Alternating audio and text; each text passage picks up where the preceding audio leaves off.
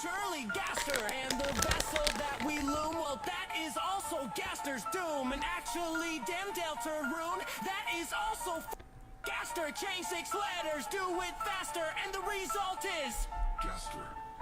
WD Gaster and Deltarune built it all from an empty room. Mike the cat, yeah, that is Gaster. Even the Titan, that is Gaster. In the bunker sits that Gaster. Entry 17's own master. Chris is Gaster, Susie Gaster, Noah Gaster, all are Gaster. The night is an amalgamate made by Gaster. Intricate Gaster is actually green. Dad of Sans and Paps, I mean. He fell into his own machines, but to Adam's quite a scene. He's a legend immune to ruin, so he created Deltarune. Des is missing, that is Gaster. Dark World also surely Hello. Gaster. And the vessel that we loom, well, that is also Gaster's doom. I just fucking have this playing because me and my friends have just been playing this and repeating our voice chat all day. My voice still kind of hurts from yesterday, but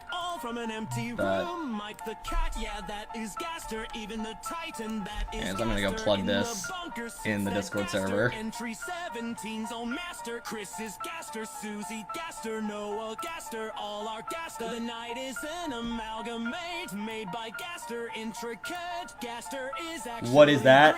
That is. It became a. It's just been a big meme in the Deltarune community as of late. So he created Deltarune. Des is missing, that is Gaster. Dark World also surely Gaster. And the vessel that we loom, well, that is also Gaster's doom. And actually, damn Deltarune, that is also Gaster. Change 6 letters, Alright. do it faster, and the result is Gaster. Alright, stream music. Deltarune built it all from an empty room. Mike the cat, yeah, that is Gaster. Even the Anyways, I'm stopping it. All right, just gonna shuffle play my stream music playlist, and we start immediately with Calamity. This doesn't. I don't think this fits the vibe. It's like the worst fitting Calamity song. Good song, but yo, wait. Leitmotif. Yeah, that works.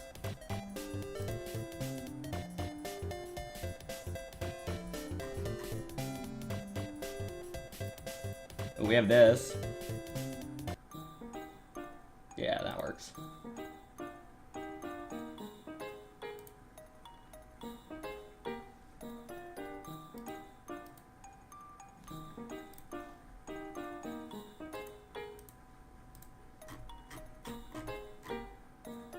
There we go.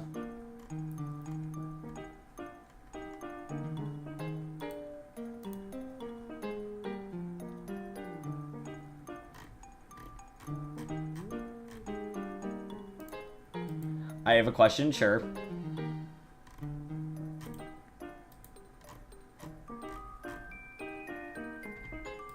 Leitmotif, leitmotif.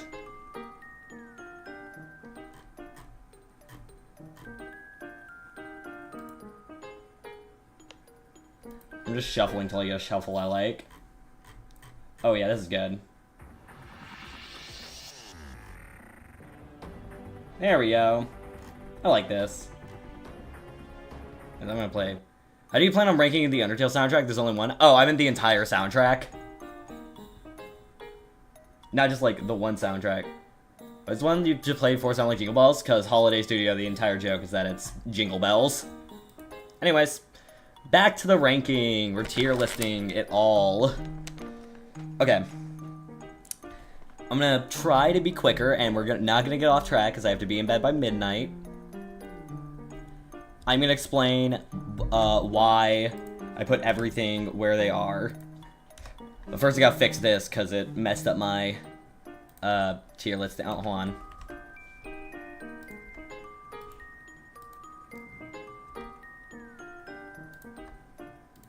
D kind of bad. Alright. Ranking. Did you rank all the different Undertale soundtracks? Man. Alright. Alright, anyways. I'm just gonna turn this down a bit so it's not too loud. There's oh yeah, the piano ones. Yeah, all the different albums. I could, but I'm just gonna be sticking to the main soundtrack. And also probably, like, the side stuff like Mad Mew Mew and Gaster's theme.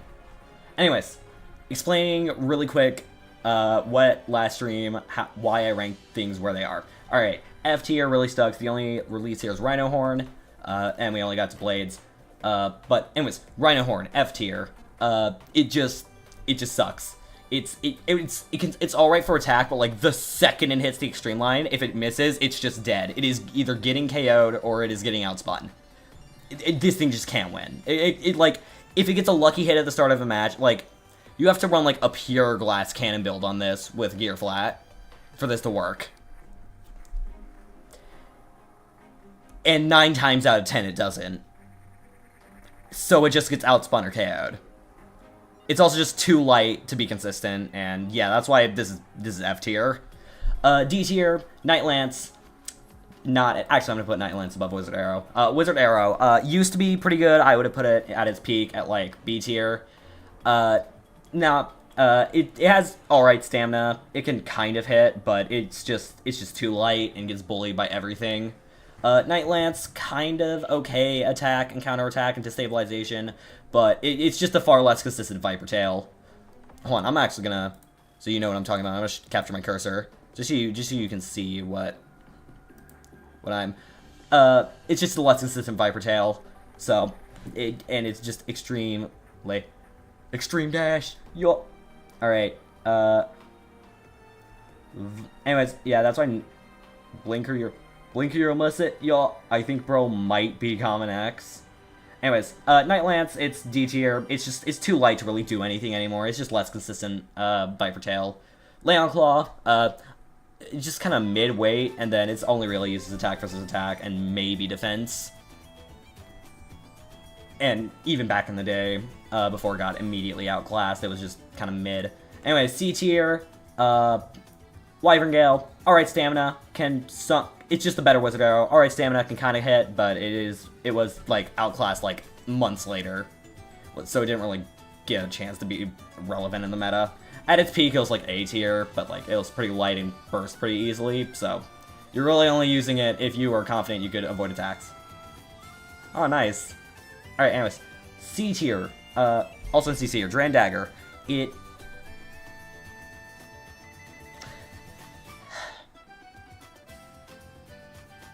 Dran Dagger was just Dran Sword, but worse. Like, the whole gimmick was barrage attack. It didn't really work. It was just kind of like lighter. It was kind of mostly used for counterattack back in the day, and maybe it was mostly used because it had better stamina than Dran Sword, really. But it just couldn't hit as hard, and that's what really. And then it was immediately just outclassed in attack, anyways, because this thing just destroyed the meta for a few months. Anyways, Night Shield. It has an imbalance, so it's pretty decent for defense and attack. Its really only weakness is that it got outclassed in weight after a few years passed. Hell's Chain, pretty much just better Night Shield. Its destabilization is like Stone Mountain. I think, okay, Stone Mountain's cool. I wish they did it like they did in the manga, though, where they gave the side Beyblades, like, actual, like, new models, and not just retools. Yeah? That's what my dad was calling me. Anyways, Stone Mountain, for example, in the manga had an actual, like, full model, but in the anime, it's just reskin Night Shield. But anyways, Hell's Chain, it's like it's mostly here for destabilization. It was pretty much just a better Dran Dagger, but like a worse Viper Tail. Phoenix Feather, it's basically just Dran Sword. If you wanted to make an argument that it had better stamina, you could. There was even an actual release for a few months for like a year though, and I think it got its first. Am I old for being a senior? Nah, I'm a senior too. Anyways, with Phoenix Feather, just didn't get a foothold in the meta because it, one, released before Phoenix Wing, or I think it actually released alongside Phoenix Wing in a special Core night. Okay, as a Core exclusive. So it was really rare, especially in its original colors, and it didn't get an actual standard release until I think December 2024 in the Ghost Circle random booster, and by then it was just completely irrelevant. Or I say completely irrelevant, you can still make it work. Kind of like Dran Sword, which is the same. Phoenix Feather basically just trades like a little attack power for a little more stamina, but like they're mostly just the same. So you can really go either one. Cobalt Drake, it's here because its shape isn't really that great. It's alright for attack, but what really sold it, in the first month of Beyblade X it was the heaviest Beyblade in the game up until Phoenix Wing came out. Thoughts on Chrome, I think, is a really good antagonist.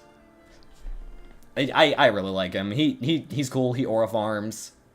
I love Impact Drake and Meteor Dragoon. Those are probably my favorite X bays.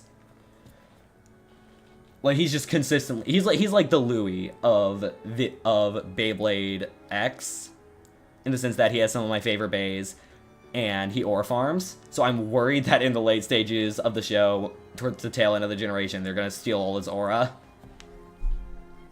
Anyways, but yeah, this one didn't really get a foothold in the meta though, because it was a worse shit. Because one, Shark Edge came out and outclassed it a month later, and it was a rare bay get battle, which if you don't know what that is, in the Japanese, Clock Mirage and Trash.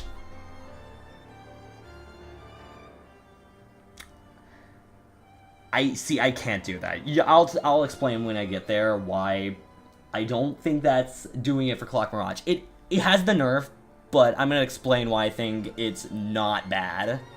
It's not great, but it's not bad, is my basic take. Anyways, Shark Edge immediately outclassed Cobalt Drake, and basically Cobalt Drake in the Japanese app, it's like really rare to get, and you can only get it in Japan, so you have to have someone in Japan get it in the mail, send it to you after you, you can only get the app on Androids or jailbroken iPhones, so you have to get the, and if you want to get it normally, mint condition is like $400. It was like $200 when it released, but it's like $400 now because it's much rarer. Actually, no, it went down in price because of the Red Cobalt Drake Stadium release, and it's gonna go down in price even more because because Hasbro is finally releasing it after 3 years, so it's not relevant in the meta anymore, but they're releasing it, and they're releasing Orochi Cluster, so, you know, releasing 2 rare bay get battles. Do I think Robin should have won? I think,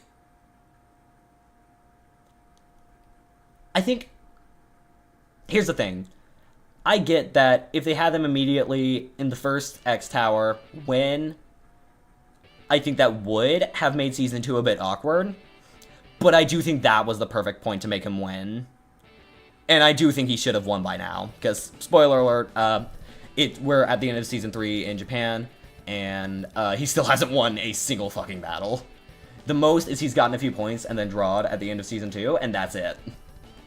He should have won by now. I actually do think he's probably going to get his first one in the Season 3 finale. I think he's either going to battle 1 or 0. I think 0 is... And then, Jackson, I think... He's alright. Him always winning is less of an issue than Robin always losing.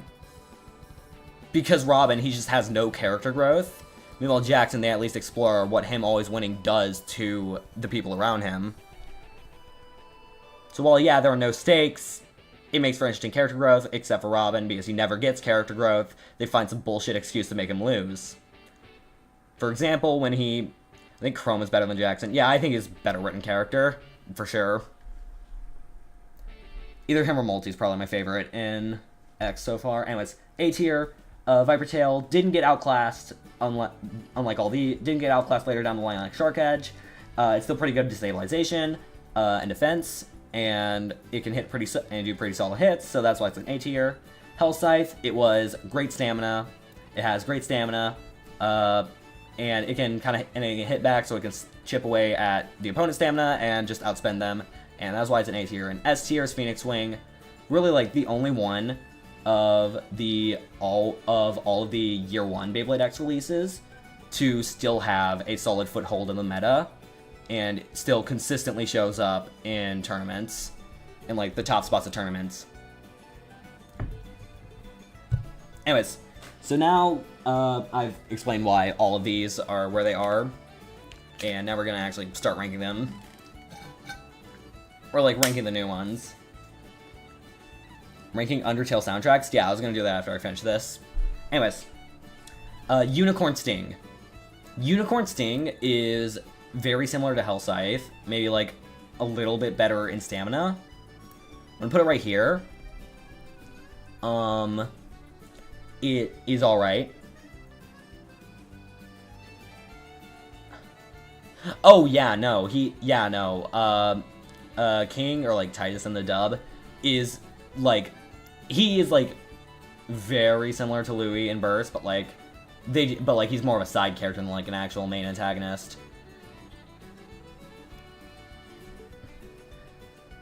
Anyways, yeah, so I'm putting it in A tier. Not S tier material, but it's A tier. Anyways, Sphinx Cowl, I think we have our next F tier. Sphinx Cowl 1, very light, and it doesn't really have it. Actually, no, I'm gonna put it in D tier. It's not that bad. It has weight, but like it can't really do anything incredibly low. Like, it's all right for attack and counter attack, but it's not great for them. It just doesn't have anything it does well. But it's not bad enough to where it deserves F tier, and certainly not F minus. Anyways, Dranbuster, the first UX Bay. This is my hot take. I do not think Dranbuster. I think Dranbuster is the second worst Dran. Beyblade X theme is so good. Okay, I know. Like, the main theme, like, I think it's literally just a One OK Rock song. I mean, right? Yeah, they did it. But it is one of my favorite songs by them, so I will allow it. Because they are my favorite band, so. Anyways, I don't like it. It's just too inconsistent. Like, the success, I've gotten success with it on 160 Taper, but it just hasn't really been that great. But it hasn't been that great otherwise, and it just kind of gets weight bullied now. So, anyways, Hell's Hammer, same boat. It's inconsistent. It can hit hard, but that's pretty much it. I'm gonna put it like above. I'm gonna put it below Night Shield. It's gonna be bottom of B. I am gonna pick another song. It's time for the Wizard Rod rant. It is time for the Wizard Rod rant. I have been building up to how I feel about this thing.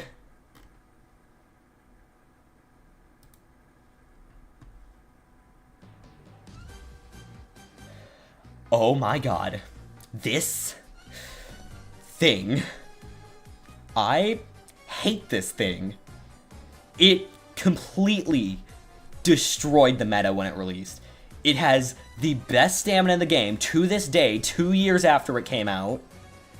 It is heavy, so it can defend, so it easily just can defend against anything. It took years for it to get a consistent counter. It works as attack, defense, stamina, counterattack. It's everything. It does everything.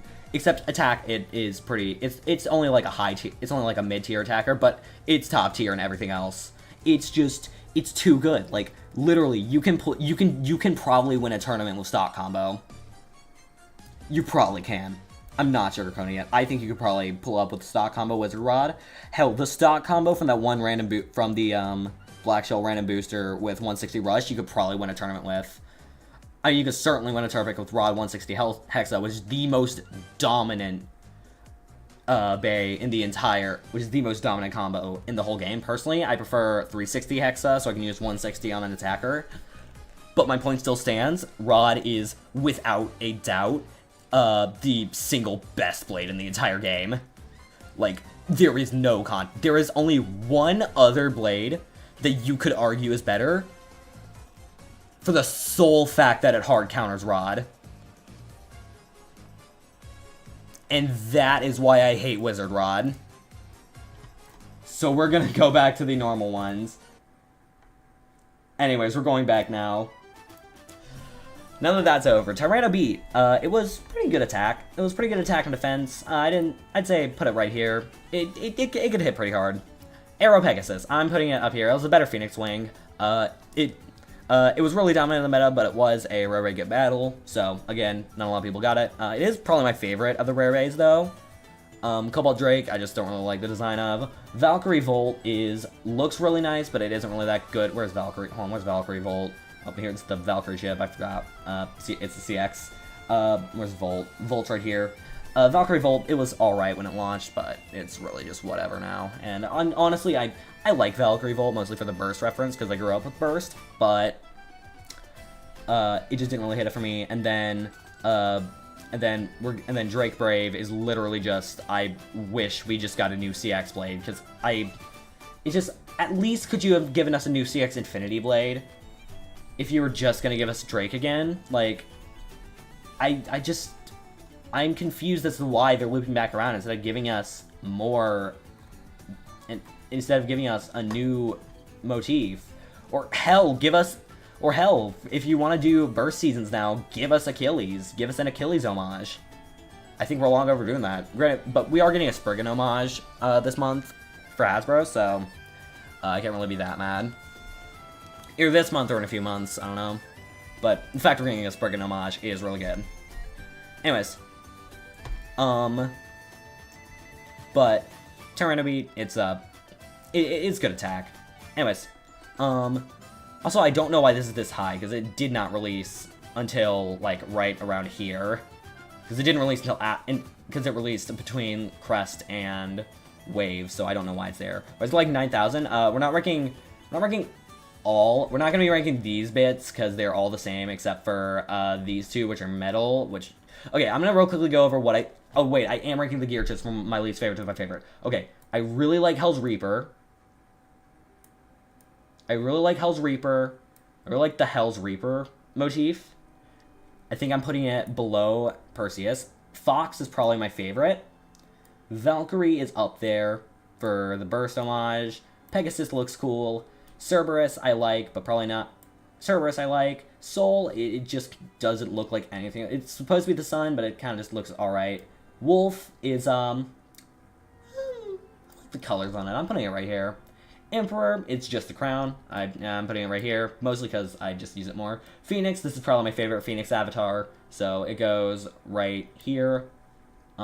Kraken looks ugly as fuck. Antler, I actually really like, so it goes right here. Bahamut, all the way up here. I love Bahamut. Knight is probably just like is probably my second favorite Knight avatar behind Nightmail. Putting it probably right here for Nightmail. Or Fox and Wolf, and I was like, holy shit, Smash Bros. Real.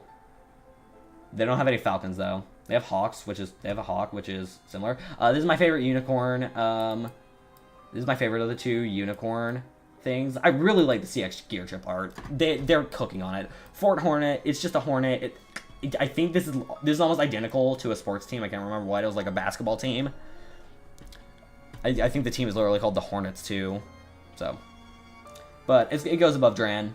Actually, no, it goes above Emperor on the account that it's not an object. Ragnar Rage. Fuck yeah, I love... This is what... Like, I liked Ragnarok's avatars and Burst, so obviously bring that back. Hawk to it. And so we're sending you into the goop room. I misspelled Tua. Whoa. Oh yeah, incomprehensible, have a nice day. Anyways, Real Kraken, the worst chip art just in the entire game for me. Aside from maybe some of the collab ones, which just kind of look awkward. The collab colors, I just don't like. I'm not gonna rank the collabs. They're all the exact same as their other ones, except slightly worse because they have different weight. The only one you can maybe argue is better than the original is Optimus Primal. because it's a little heavier, because sometimes it's a little heavier than, because on average it's a little heavier than Shark, but it has a worse shape. Like, the shape is slightly nerfed, so. Hold on. I accidentally just knocked up for my water. Oh, fuck. Anyways, Brachio is, alright. I don't have much of an opinion on Brachio. Do I like Blaze? Yeah, he's a really good character. Loki never cared for Beyblade as a kid. I got into it when I was like 8, so maybe I was a little late to the party for the Beyblade childhood, but I was there anyways, so, okay, anyways. I'm just kind of putting these here, so I rank them. I'm actually going to rank these as bits, because they just kind of fit more as bits. Just to be clear, when did Samurai Caliber release? I don't know when Samurai Caliber released compared to Blast, so I can't really say anything. Fucking mean Volt released before. What, I might... Do I just... Okay.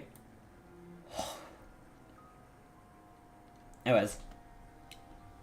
Yeah, this is my ranking, worst to best gear chip art. That's just my general opinion on that. They don't affect competitive, aside from the Metal Gear chips, which, in exchange for less outward weight distribution, makes the Bay better for defense and attack. So really, unless you're running CX Stamina, which, why the fuck are you running CX Stamina? I was every single night in my room watching Beyblade Burst. What if I'm the LARPer? Maybe I am the LARPer. No, I'm not. Anyways, back to the competitive ranking. Shinobi Shadow, F tier.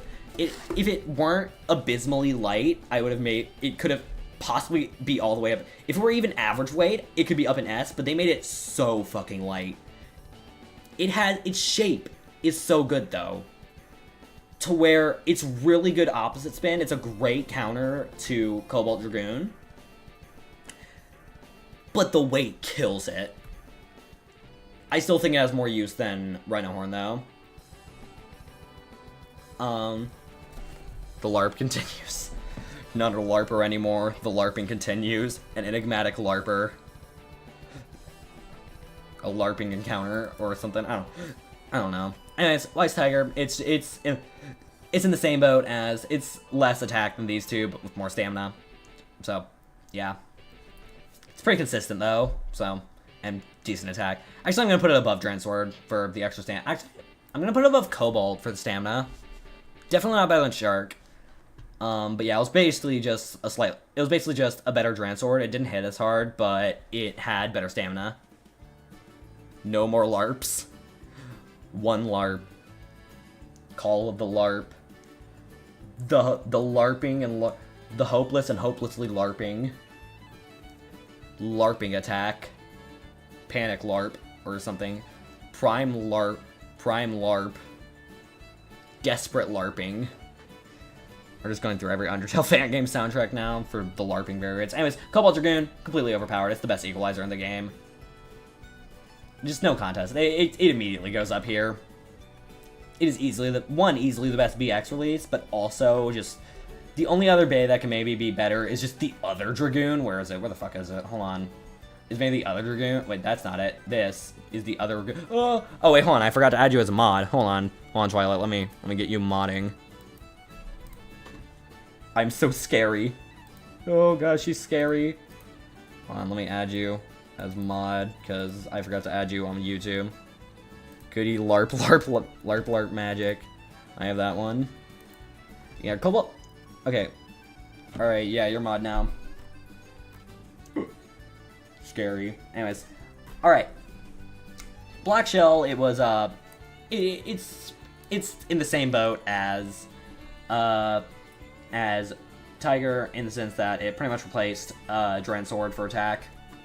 Phoenix Rudder, I'm putting Phoenix Rudder in C tier. It's like, I think, how dare you forget Twin Tito Chip? I know, I'm sorry, I couldn't find your thing. I'm sorry, Twin Tito Chip, Twin's gender. We just invented that term. Like, where did maybe one day we should deep dive and find where the hell we got that from. Anyways, Leon Crest, it's better. It's like one of the best defense types in the game, in my opinion. I'm putting it up here. It's a really good defender. And also can hit pretty hard, so... And it's pretty heavy. I think its main weakness is stamina, but, like, it's not that bad. So I'm putting it on top of A tier. Whale Wave. Glass Cannon. It's more consistent than Buster, so I put it right here. If you put Valkyrie in bad, I swear... Oh, no, Valkyrie's pretty good. Valkyrie Volt is. Victory. If you find out where I got the Twin Cheeto chip from, let me know. I will twin, don't worry. Anyways, Silver Wolf. S tier. I'm putting in S tier, because I don't even remember. We do not remember you are Twin Cheeto chips. We do not remember our Twin Cheeto chips. Anyways, Samurai Saber, A tier. It's pretty good attack, but not really much else. Crimson Garuda as well, pretty good attack. Nightmail. Man, they released a lot of attackers. They released a lot of bays that were pretty good for attack in this time frame. I'm putting Nightmail like right. You could argue S tier. I'm gonna put it top of A tier though. But when these two did come out, they're considered S tier. But they did get outclassed later down the line. Impact Drake, I'm putting in S tier though, because it is really consistent at sniping ratchets. It's like one of the best attackers in the game. It's like a glass cannon, but far more consistent than these two. To the point where I am putting it in S tier because it was our first big counter to Wizard Rod. Because the rubber, the added friction, while yes, it did kind of soften knockouts, it was still heavy enough to where that didn't really matter, and it could still KO stuff, but also, the rubber would grip onto ratchets really well and be really good at bursting. So that's why I'm putting it top of S tier. I don't think it's S plus tier though, because of its big stamina issue. That's what's keeping it out of S plus. Ghost Circle. F minus. This is the worst blade, and this might be the worst blade in the whole game. Actually, no, it's not. There are worse things. Actually, no, there are worse things. I'm gonna put it right here. We'll get to the worst blades. So far, though, Ghost is not good. It's like a worse version of Shinobi. It has alright stamina. Actually, it has alright stamina, but it's even lighter. Actually, yeah, no, I'm putting an F minus. It's just useless. Like, its circular shape is like, if it had actual weight, it'd be really good. Samurai Saber. She got the Spring Vault. Okay, I did secure my Glory Valkyrie pre-order today because Mall of Toys just so happened to have a few more pre-orders, and I managed to pick one up before they sold out. They might not be sold out, so you could probably still get one, but it is like $40 to avoid scalping. S tier. Character of Ghost Circle, yeah. Ghost Circle's character is fire. The Bay itself, I'm going purely off competitive, by the way. Golem Rock, S tier. It hits really hard. Actually, no, I'm putting it right here. It's like, it's... Whether you like it more or less than Nightmail comes down to preference. I do prefer Nightmail, but I actually, no, I prefer using Golem over Nightmail. I just find Golem more consistent for me with my launching style. But I definitely see, but I can definitely switch them every now and then. So I'm probably gonna put Nightmail here for now. Shelter is alright. It doesn't do anything particularly well, but it's not like a war crime. But it's not an absolute but it's not so bad it's a war crime. It's like B tier. Shelter Drake, its character's alright too. But it's so bad the character design was pretty good. Yeah, that's same with Shinobi Shadow. Actually, no, the design of Shinobi and the shape are really good. The weight is what kills it. And also the fact that stock combo parts were just fucking useless. I saw people try. I have heard people try to defend 180. No, that is one of the worst ratchets in the game. Free solos everyone. Oh yeah, no, he easily solos all of X. And you could argue all of Burst as well, considering... No, actually no. Unlike Louis, Vault did outright beat him in a 1v1, in multiple 1v1s later down the line. So you can't really argue. Whereas Louis, you can argue he never technically beat him because they destroyed the stadium in Season 3 in their final 1v1. Though I do think in that battle, Vault was... If they didn't break it, I think Vault would have won. But we'll never know for sure because Burst is over now, and they completely wasted Louis in the later seasons. Which makes me sad because he was my favorite character. Anyways.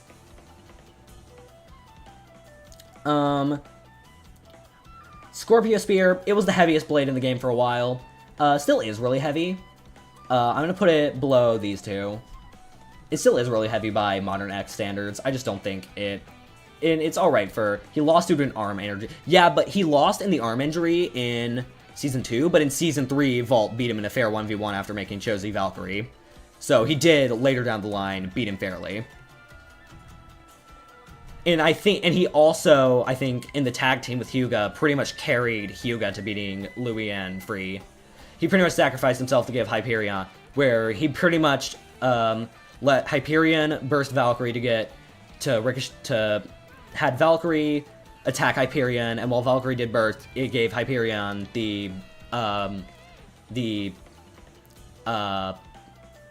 the word I'm looking for?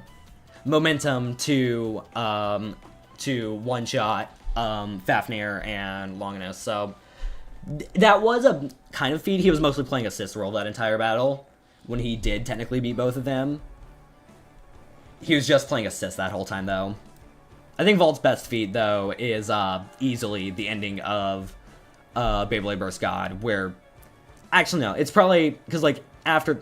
Because, like, given, like, this, like, his biggest feat of physical strength, where, considering he had the endurance to go for literally 18 battles, and then still go on for probably another 20 after that, and also had it to do the aerial boost, and then he also beat Shu at arguably his peak, so... And Vault wasn't at his peak yet, so he is easily top 1 in the verse, followed by either Shu or Free, and then after them, Louis. Oh, Hyde versus Vault was probably my second favorite Josie battle, behind the peak that was Iger versus Phi in episode 50. I wish that... No, actually, no, the episode was a two-parter. I wish, though, I wish they didn't just bring back Josie Spriggan, because now it feels like Phi breaking Spriggan had 0 point. Anyways, this is... I don't really use this competitively. It's like an alright attacker. I tested it a bit when it came out. It was alright for attack. It's just a better Leon Claw, because it has the exact shape, but it's heavier and has better contact points. Anyways, and now we have easily top 2 Beyblades in the game. Top 2 blades. Shark Scale and Wizard Rod. Wizard Rod, I think I'm putting Shark below Wizard, because it has a less consistent matchup chart. But what puts it up here is that it hard counters these two. Like, completely shuts them down. Like, it completely shuts down Rod. Like, it is like it's like, I think like 7, 8 out of 10 times, Shark will win. Okay, Louis and top 2 is interesting. I think what hurts Louis is that after losing to Shu, one that put Shu pretty solid in top 3 for me in the verse, but also him going on a bit of a losing streak after losing to Iger, he lost a lot of momentum. I think the top 3 for me is easily Vault and Shu, because Shu did technically... I think he never actually lost to a main character aside from Hyuga and Hikaru. I think those in the tag team, I think those are the only main protagonists that actually beat him. Because with Bell, he did beat Bell, but Spriggan, I think it did technically burst when he knocked it out, but it only burst once he actually picked it up. So it didn't count. How I feel doing Halloween test makeup while this is playing in the back. Real. Wait, what are you going as for Halloween this year again? I should start my night costume. Yeah, we have Volt. Yeah, he technically lost to Bell, but he beat Bell before it burst. So I'm counting Shu as beating Bell, but it was very close.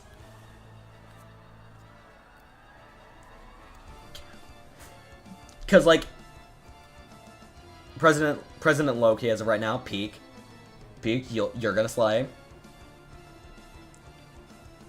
I'm gonna remaster my Roaring Knight cosplay, like do like an actual full suit of armor and everything. Anyways, Samurai Caliber, alright stamina, alright attack. I think putting it solid above Shark Edge is pretty good. It's pretty good. Actually, no, I'll put it above Tyranno Beat.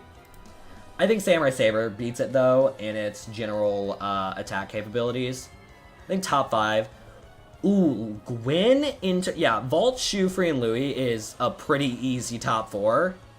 You could argue replace Free or Louis with Iger. Or maybe Pax, but Pax was kind of a fraud. Like, he really just... Ivy Night Theory.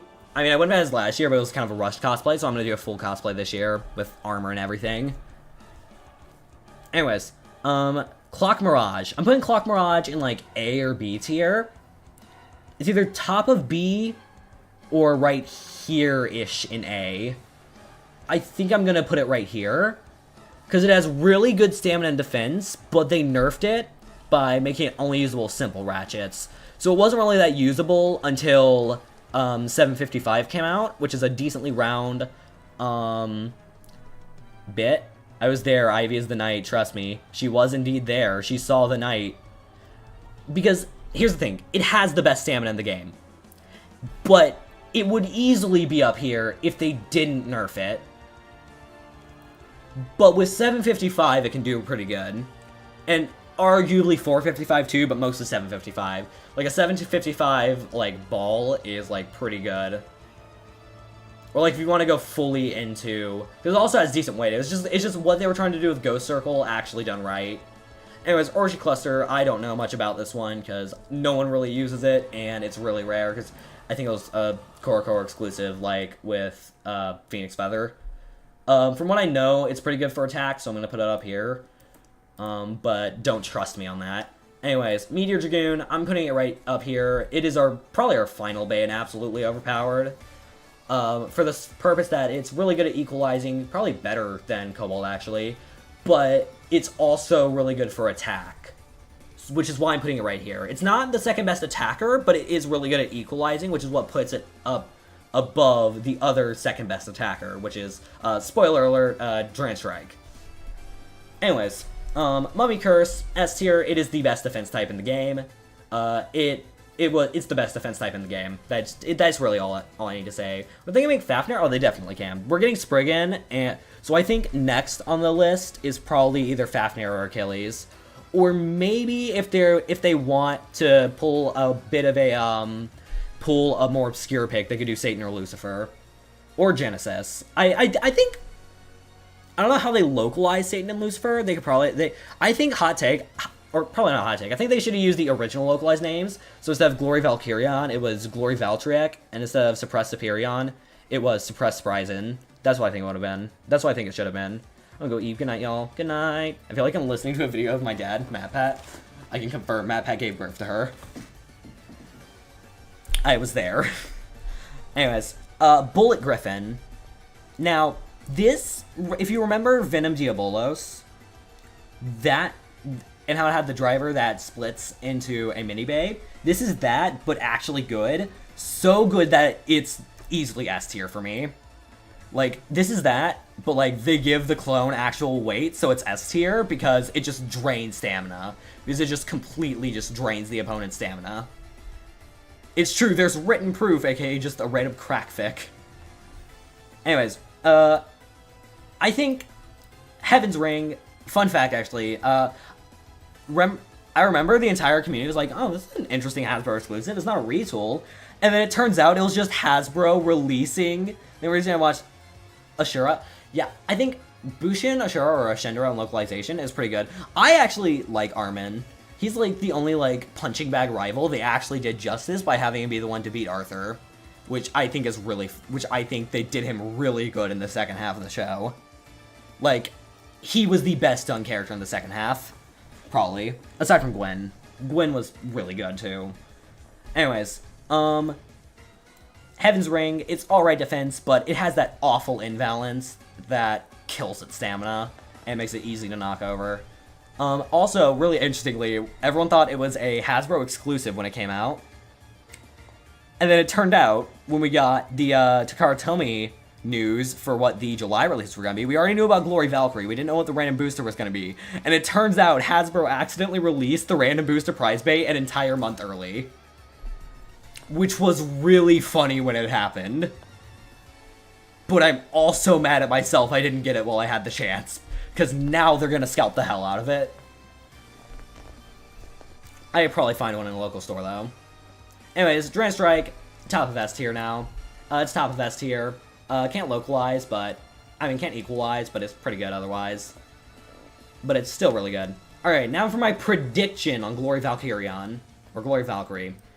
I think you could argue either top of A, or maybe a high... You can argue high 8. I'd say minimum it's top of A, because it looks like it's going to be really heavy.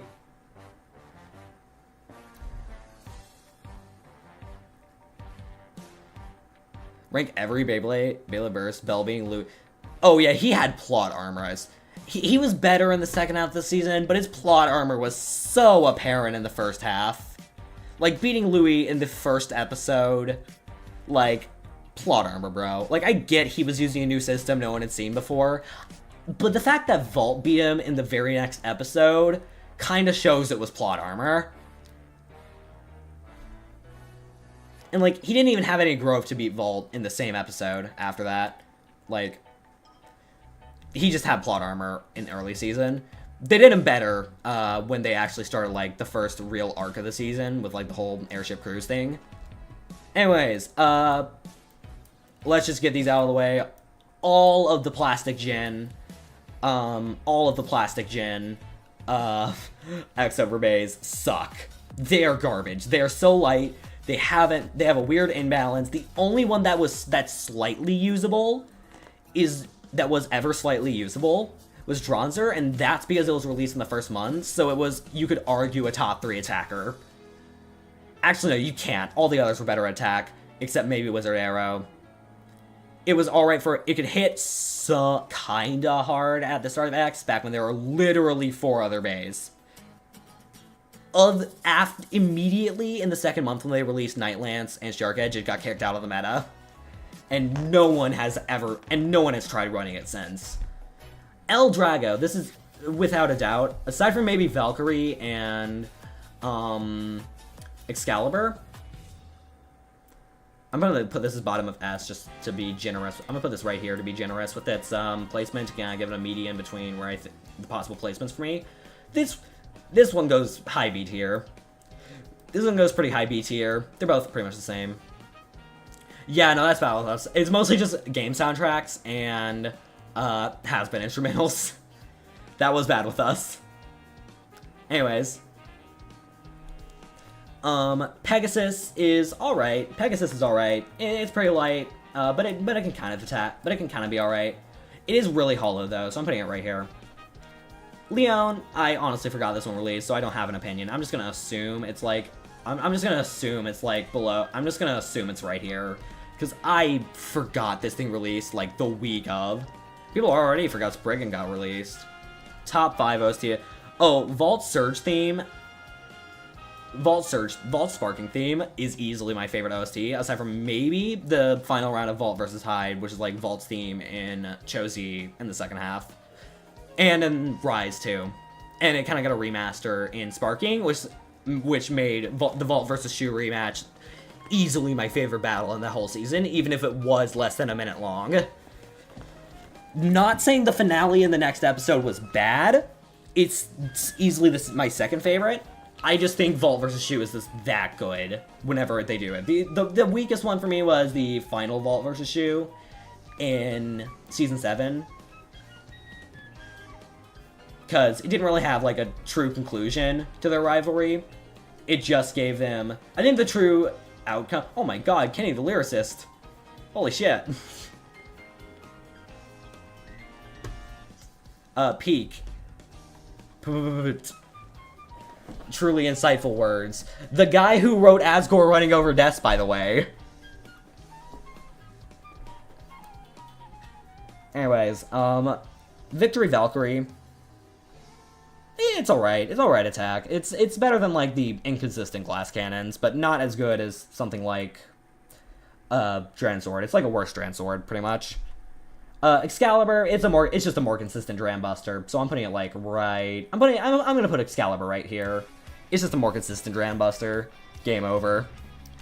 Yo, is that a Last Breath reference? Anyways, Tusk Mammoth really sucks. Actually, no, I'm putting it in... Actually, no, I'll be generous. I'll put it, like, right here. Because it has weight, it can attack somewhat, but the imbalance kind of killed its potential. Oh yeah, Vox Populi, by the way.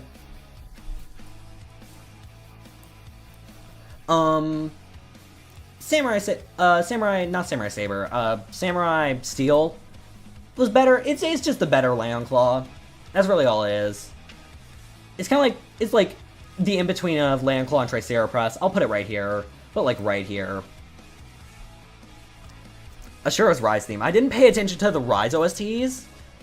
I think the best one was easily the Vault versus Drum theme in episode 4 for the soundtrack. Anyways, Talentera, it's just a better version of Viper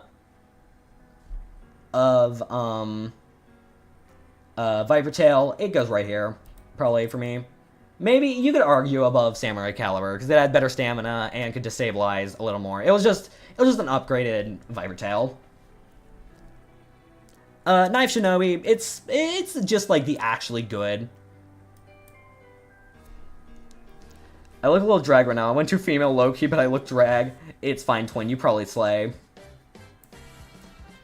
Fight back way upstairs and make 'em beg and say the prayers. And what would happen if we could run this ship? Hoist the mainsail, paint the decks, have a crewmate to protect, cause they want us all divided. That is how they keep us down. We got the guts, we got the chutzpah, we got the means to seize the crown. Oh god, my voice was killed last night. If you lie the people's voice, try to picture. This is easily top 2 songs of season 2, top 5 in the whole show. Anyways, Bite Croc, it's like, unlike most of the other Hasbro retools, it wasn't, like, changed in any meaningful way. Chrome is like Gaster, he's very, very interesting. Chrome isn't like, doesn't have the mystery, but he has the aura. Yeah, Blaze 2. They had the aura in the anime. I think, okay, anyways, Bite Croc, I think it's really just because it's lighter on average than Shark that I'm putting it here. Unless you have to count the Metal Coat version, which I think is slightly heavier. And I think is what more people count as the official release. So Karatomi, Metal Coat release goes right. Actually, no, Hasbro did the Metal Coat. Oh, send me a photo? Okay, hold on, let me check it out. Gender fluid, oh my god, you slay.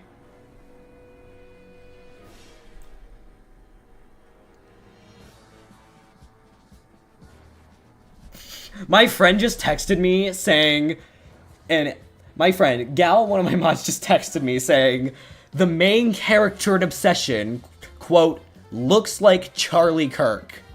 And I don't know how to feel about that.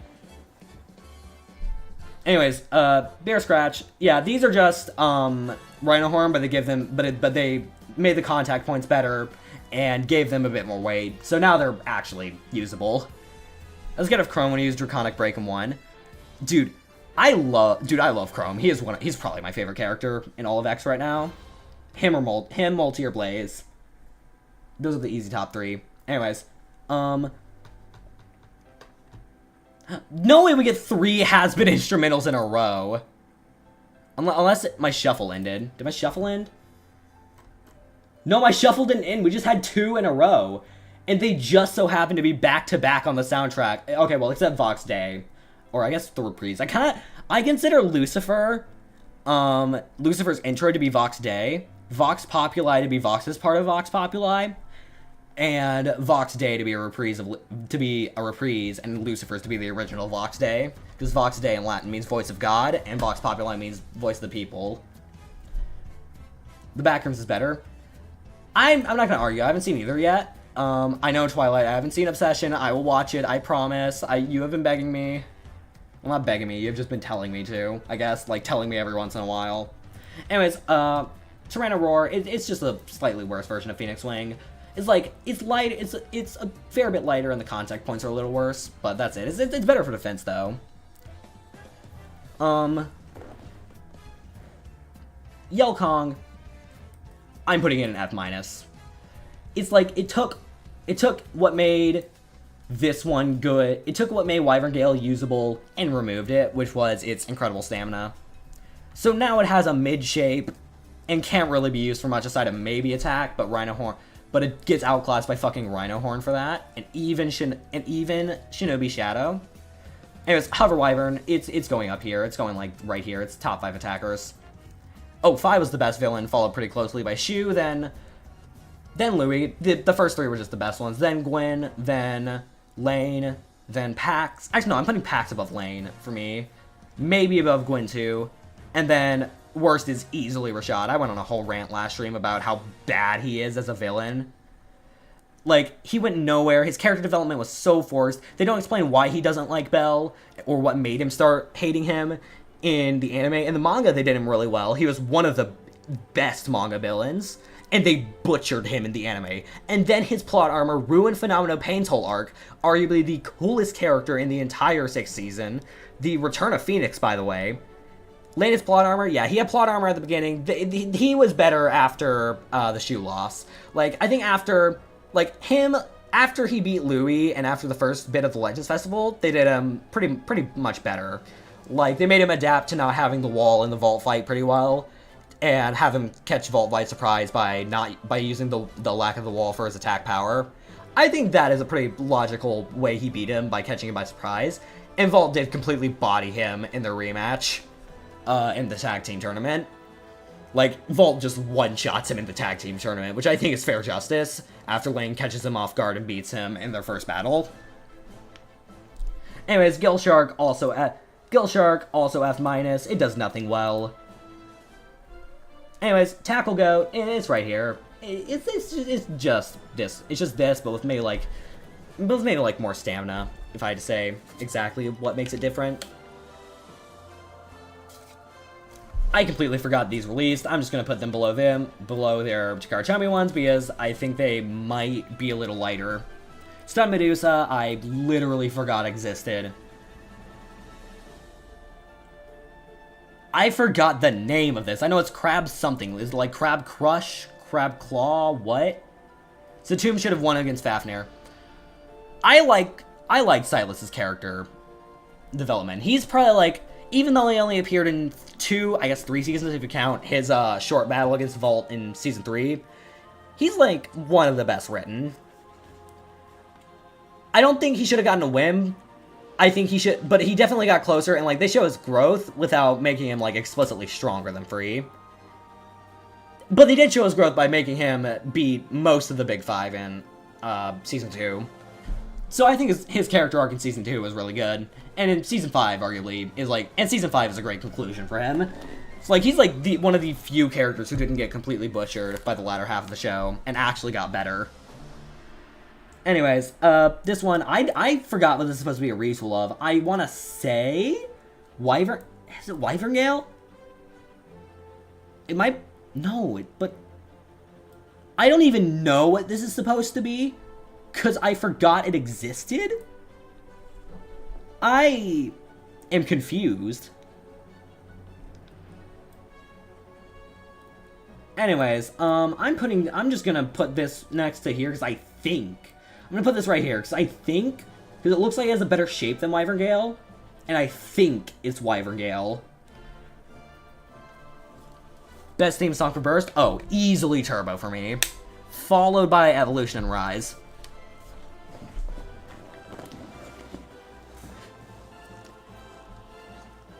Anyways, but yeah, it looks like it'd have a better shape for attack and defense, and probably more weight to it. Anyways, Shinobi Cutter, it's mid.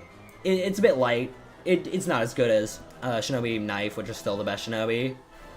Because, again, it is just Rhino Horn, but they actually gave it weight, so it's usable now.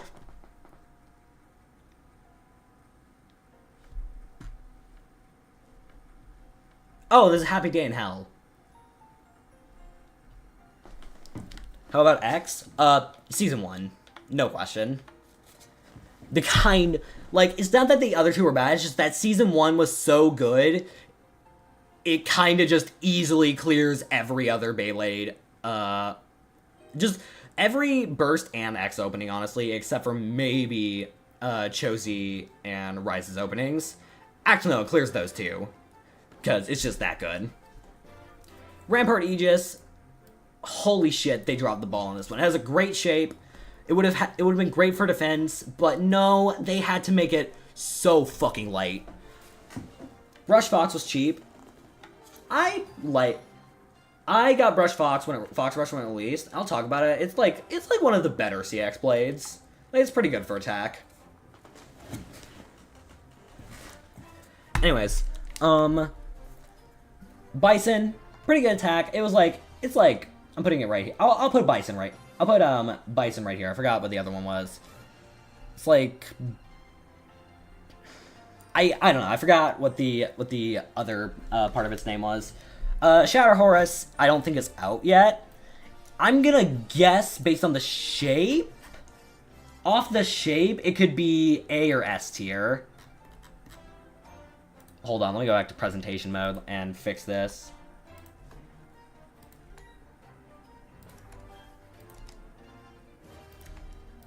It could be maybe S. It I think has a much wider window of where it could be from like B tier to S tier, because Hasbro likes to put imbalances on all of their bays for some godforsaken reason. The only one where it makes sense is Rampart Aegis, where the shape would have just been too good.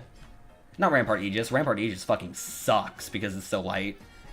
No, I meant... I am glad they stopped doing just retools and started doing actual exclusives for the Infinity line, though. I think that's really cool. Anyways, yeah, I like how after, how with their UX exclusives and their... I can hear the guy saying I kind of like that barbed wire that's shoved in my hole. The guy ripping the instrumental accidentally left that in. That is the funniest possible line they could have kept in. Aside from maybe the "and touch my parts" part.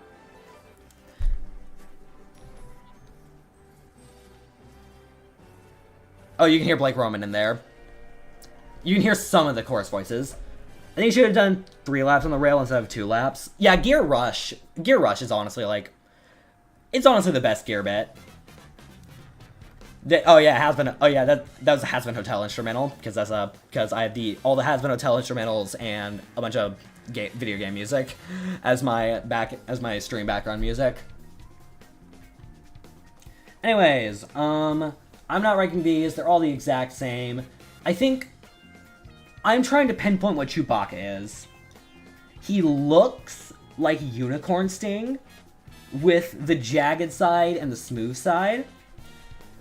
But I've seen some people say Shelter Drake, and I can kind of see it. I think he's Unicorn Sting, though. The rest is very clear what they're retooling. Wow, that is a lot of fucking Night Shields. Also a lot of Rhino Horns. Probably his Rhino Horn doesn't have that much metal because of its small shape. Can you do Omnilovania? Maybe eventually. I don't know. Omnilovania, I don't know how I do Omnilovania. There's like a canceled thing. I was gonna be in for Jags, cause she wrote Omnilovania. I was gonna be Azrael in that, but we just didn't end up doing it. Anyways, the Brave main blade, the Brave main blade, basically with the original, basically what they tried to do with the Persona blades for CX was they just took the original design from the first one and tried to upgrade them. Whether that was successful or not, it depends on the blade. Actually, it was successful for all of them except Hellscythe. But Dram Brave, yeah, it got its footing in the meta. But yeah, it was like the first CX blade to get. But yeah, it was like the only of the first 4 CX blades to really get a foothold in the meta. I'm gonna put it above Unicorn Sting probably. It was the only one to really do anything in the meta. On Heavy and Slash is pretty good. Actually, Heavy just makes any CX blade pretty good for attack. CX attack blade. Wizard Arc, it's better. It's alright. It's alright for attack, but that's really it. Do you think Multi and Brush Fox was a good battle? I haven't seen that part of the anime yet. But I do like Brush Fox's design, and Brush Fox is honestly my favorite CX bay. So maybe. Actually, no. It's either Brush Fox, Hell's Reaper, or Pegasus Blast. Alright. Perseus Dark sucks. This is just Night Lance, but worse. I'm gonna put it like right here. It's just the worst version of Night Lance. It's light, it gets KO'd easily. Shape is only really good for attack. Anyways, Reaper, it's alright attack versus attack. It's just the better version of Land Claw, really. It's just better Land Claw. Not as good as the original Hell Scythe, easily. Hell Scythe just outranks it. Well, how the first one is just easily. I mean, we'll see what Hell's Nether can do, but I'm not that confident in it. Because I can't even deduce what the gimmick's trying to be. Is it going to be like... I'm hoping for a mode change, because they're putting it on Zap. Which, Zap reprint, cool, I guess. Zap is alright. I don't know what the gimmick's supposed to be. Is it going to be, like, a mode change? Kind of like Salamander in Burst? My best prediction is it's going to be like Salamander or Burst, where you can change the shape to be either attack or defense oriented. That's my only guess. Because they have been giving Hell's mode changes ever since Hell's Reaper. Where they give it the turn assist blade, and then later they give it operate.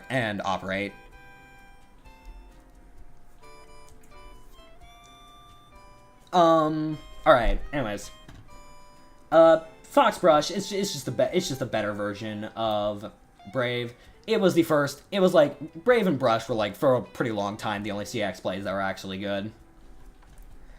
Valkyrie Volt, it's B tier. It was really carried by coming with a metal coat in the Valkyrie assist trip. But, like, its shape isn't as good as Brave or Brush was. I'm gonna put it above Garuda. I'm gonna put it below Excalibur. Blast. This is our first S tier. This is our first and only for a while S tier main blade, and by quite a lot, because this is a really good blade for attack. Like, on wheel and heavy, like, with this original CX blade, it's not that great, because Assault is just light and too tall. With... what do I think of Bakugan? I'm not into that. My cousin is, not me, though. Oh, Bakun. Oh, that... wait, like, the character who stole the thing? I think he's, like, already a cheater character. I think he should have been Bird's first win. That's just me, though. He's alright as a character. Anyways, but yeah, Blast is one of only 2 CX blades I'd consider to be S tier right now. Maybe 3, but I haven't tested Unicorn Delta myself yet because it's a random booster prize bay. And the clone guy, yeah, him. I know him. Yeah, he's alright as a character. Okay, anyways. Flame, it's too light. It has a good shape for attack, but it's too light to really do anything. I'm gonna put it top of C tier. It's too light to justify anything above C tier, but its shape is really good for attack. So if they gave it a bit more weight, I could see it be maybe A tier. Soul is actually pretty good. I think easily its Smash mode is better, and probably like A tier. But I think right here is a fair placement for the other mode. I think whichever one of these you like more comes down to personal preference. I do think this one's better, though, by quite a big margin. It technically is, because like the gimmick's that like you flip it and it becomes a different blade. Kind of like, it's basically like Spriggan's gimmick in the latter half of Burst. Okay, Wolf Hunt is... Now, they basically released this exact same blade, like, I want to say, like... Oh my god, did they not include Crest? Hold on, I need to add Crest. I'm gonna add Crest, hold on, give me a moment. They did not add one of my favorite CX blades.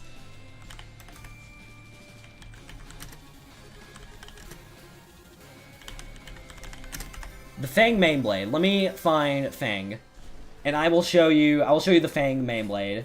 Let's see, do they have the official release color, or do they just have the game version? No, looks like they just have the official version. Oh, wait, is this Fang? Oh, that's Fang too. No, that's not Fang. That's not Fang. That's Reaper. What am I saying? No, okay, I'll just have to add Fang myself. I'm just gonna put the whole layout. Okay, I can only find for the official release color, I can only find the, full blade, but I'll do it. I think Zero's Jackson. Oh no, he definitely is. He's so. I think it's actually revealed in as of right now in Japanese. That's a crime. I know nothing about Beyblade's professional LARPer here. Nah, it's fine, twin.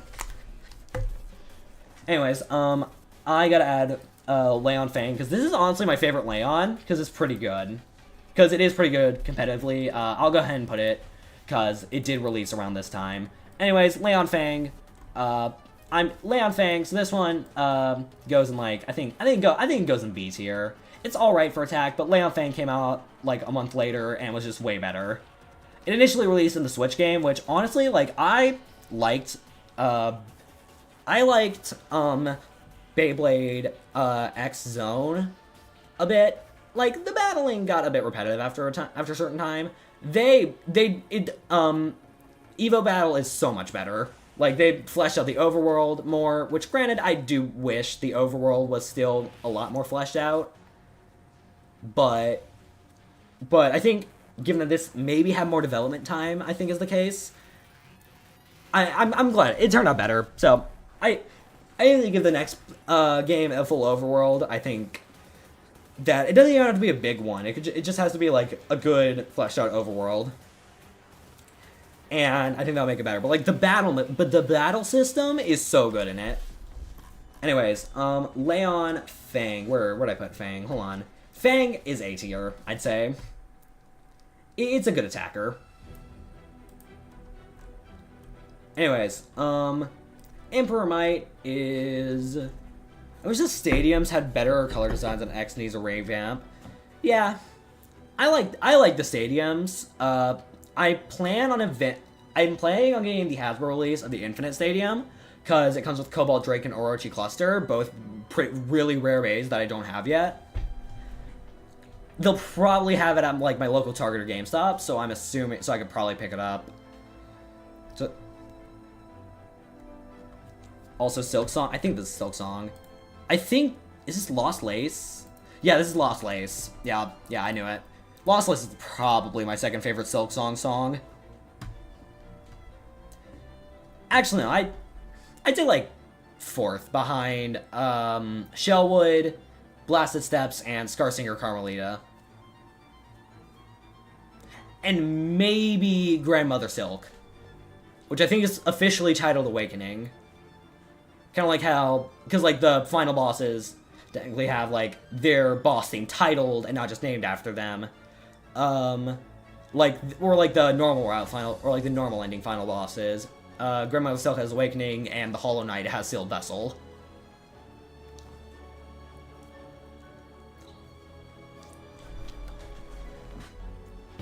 Oh yeah, no, I 100% Silk Song on my first playthrough. It was so good. It was my game of the year. I know everyone was blading Expedition 33, and I honestly didn't see it. Though I just don't see the appeal. I'm sorry. Plus, it's objectively not indie.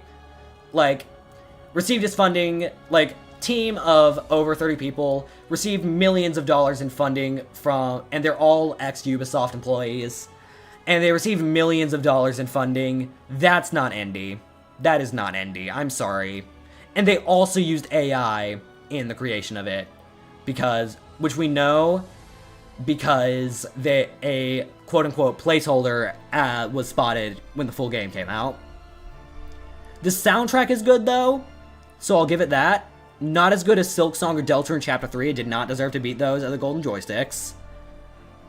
But I admit it's not my thing, but I also think the whole glaze, it's overrated. It's like, I also think GTA 6, people are defending it way too much with its release. Like, people immediately, when they're like, Mario Kart World's $80, man, boycott this. But now they're eating up GTA 6, and it's an objectively worse release situation where it's not just $80. There's no physical edition whatsoever. With Mario Kart, it has a full physical copy. The entire game is there on the game card. You're just getting a code in a box. And then even when they release a disc, you won't be getting it for PlayStation because they're canceling disc production. And then, but it's also just gonna be, you know, the game key card. The only reason I like Nintendo doing game key cards better than what Sony and Microsoft is doing, at least they're transparent that the game isn't on the card. And so, but I think it was one of the better Mario Karts, though it was lacking in content for $80. I think still I prefer Mario Kart Wii and a deluxe content-wise, but it is the best gameplay-wise, probably. It just needed a lot more content than it offered at launch. But they are adding new things in free updates now, as of a few weeks ago. So I have hope for the game in the future to get better. I didn't really like it at launch. I played the hell out of it for the first few months. But then Breath of the Wild kind of took over when I saw just how good it was on the Switch too. Like, that was like playing that game again for the first time. It was that good. Like, already one of my favorite games of all time made even better. Okay, if the $80 game was, like, if they saved Tears of the Kingdom for the Switch 2 and made it $80, or no, if a game like Breath of the Wild was $80, I could see it, because it is, like, so full of content. Like, you get genuine thousands of hours of playtime on one playthrough. Actually, no, I'd say, like, 1,000 at most. Unless you're doing, like, all the Koroks, all the side quests and everything, then you could probably reach 2,000. But for Mario Kart World, it just needed, like, at least a proper story mode. Play with my cousins. I didn't like the idea you can't make your carts. I'm glad. I think I'm fine with it, mostly because I grew up with Mario Kart Wii, where you couldn't make carts. That was my childhood game, and I was really nostalgic to see that return, and I love all the kart designs. But I do think, and while I do think the customization should maybe have a little less impact, it's not like Smash Brothers, where it's an entire different character and its moveset.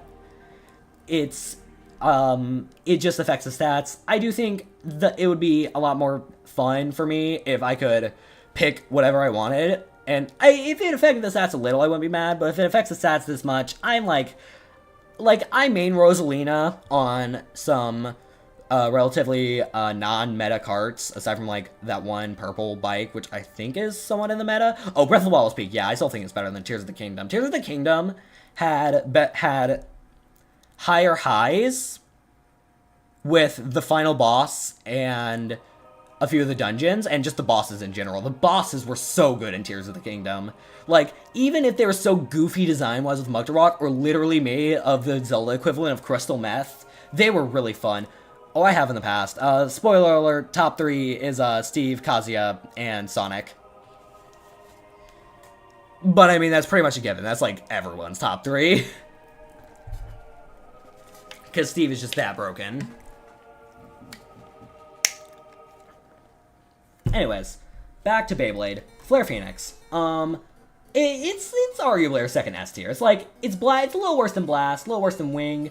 I do think Volt is gonna end up, I do think Glory's gonna overtake it. But it's pretty good. But it's, like, really good, so. But, like, it hits like a truck, so I can't really complain about it too much. And it also just looks absolutely beautiful. Like, I'm not factoring designs, but if it was, it would be easily the best design of any blade. Like, this is my favorite, like, Phoenix Flare is, like, my easily favorite blade. Like, at least in design-wise. It's either that or Shark Scale, because the colors on Shark Scale are just so pretty. Like, I love the like, slightly, like, transparent pink mixed with a deep bluish purple. It just looks so good. Like, oh my god, it's just so good. Oh my god, this is one of my favorite Chapter 4 songs. This is one of my favorite Deltarune songs. Top 10 in the game. This was, like, the second song that blew me away at a pre-order for Glory Valkyrie. Same, oh, you just got a pre-order? Peak? I got my pre-order. Because the scalping situation is insane. And while it is high price because of scalping for like $40 on Mall of Toys, it looks absolutely stunning, and it's probably going to be really good on the meta. It's also based on Burst. It's also a Burst homage, so I like it. Yeah, the Scalper. Yes, Scalpers. I don't know if... look, I hate LARPing. I hate the term LARPing. Like, I'll use it kind of like ironically. I hate people who genuinely cry LARPers, but after the Beyblade scalping situation and the LARPers in Taiwan, I understand now. I do think we use it a bit too freely, but the Beyblade X LARPing and scalping situation. What is your favorite? What is my first favorite? Either Guardian, the Third Sanctuary, or Hammer of Justice. Or this. They're all really good. All four of those are really good. And then fifth favorite is either Second Sanctuary from now on, or Dark Zone. I just like them. Or Distance Between Two is really underrated. Actually, no, Spawn. Spawn is so good. The LARP versus the LARPy. Man. Anyways, that's it for CX Main Blades. Now time for... That's it for CX Main Blades. Now for the CX Infinity Main Blades. Blitz is a glass cannon, but it's a much better glass cannon than the other ones. I'm putting it above Mirage. It, like... You mainly use it on this one. These I won't bother to rank, because really, if I had to say which one's the best one, it would be... If I had to say which one's the best one, I would say Flow's the best one. But you're really the best option for each blade. It's whatever is in stock combo, because it just fits the best with their balance. Especially in the case of Unicorn, because with the mode change. I heard Unicorn Delta was pretty good. I'm gonna put it at bottom of S tier, top of A tier. I haven't tested it myself, but I'll take the word of the community in that it's really good. Fortress. My hottest take is I think this is the best defense type in the game. Like, I tested Emperor Fortress on Wheel. It survived. It beat pretty much everything except the top two, except these few. Which should say something. Do you make the lyrics, or do I listen to the song and make the lyrics that way? I mean, both are kind of the same thing for me. But like, I guess you can say I write the lyrics as I listen to the song. I listen to the song, and as I'm listening, I'm like, okay, I listen to the song when I want a reference for what like the notes and like the melody and the words should be and stuff. And then obviously the lyrics are based on like the in-game characterization and context and all that shit. Ragnar Rage, it's alright. It's alright. It's lighter, but it's like the better version of Shark Edge. And then this one, I've heard it's not too good. I don't know though. I'm gonna put it right here. I'm gonna put it right here. I genuinely have no opinion on Brachio Whip. I just don't. Anyways, Assist Blades. Slash goes, I'm gonna put it A tier. It pairs pretty well on Dransor. It's like, you really are only gonna use it on Pegasus Blast and Duran Brave. But it's pretty good when you do pair it. Also, by the way, with the different parts, we're gonna rank them in their own little place. So it's like an A tier Assist Blade. Round, it's like B tier. It's alright for like its stamina. Robin reminds me of Rantara. Yeah, except Rantara, they actually did well in Season 1 and 2. So. And even Season 5, they did well. Robin is Rantara taken to the extreme, where they're making the punching bag of the series, and except for Rantara, they give him hype moments and aura. This time they don't. Anyways, worst Assist Blade in the game.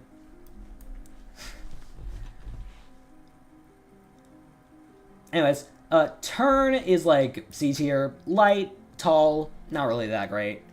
This one is just a better version of this, because it has an imbalance, which means you can land crits, and it pairs really well with Foxbrush, which is one of the best attackers in CX. So yeah, it's up here. Yeah, it's up here. And it pairs with a lot more things than Slash, which only pairs with like 2, being Blast and... Hold on, I'll be right back, chat. I'm gonna go get some water. I will be right back, though. I'm gonna go real quickly refill my water. Hold on, that's not my water. Alright, I'm just... Dry as fuck.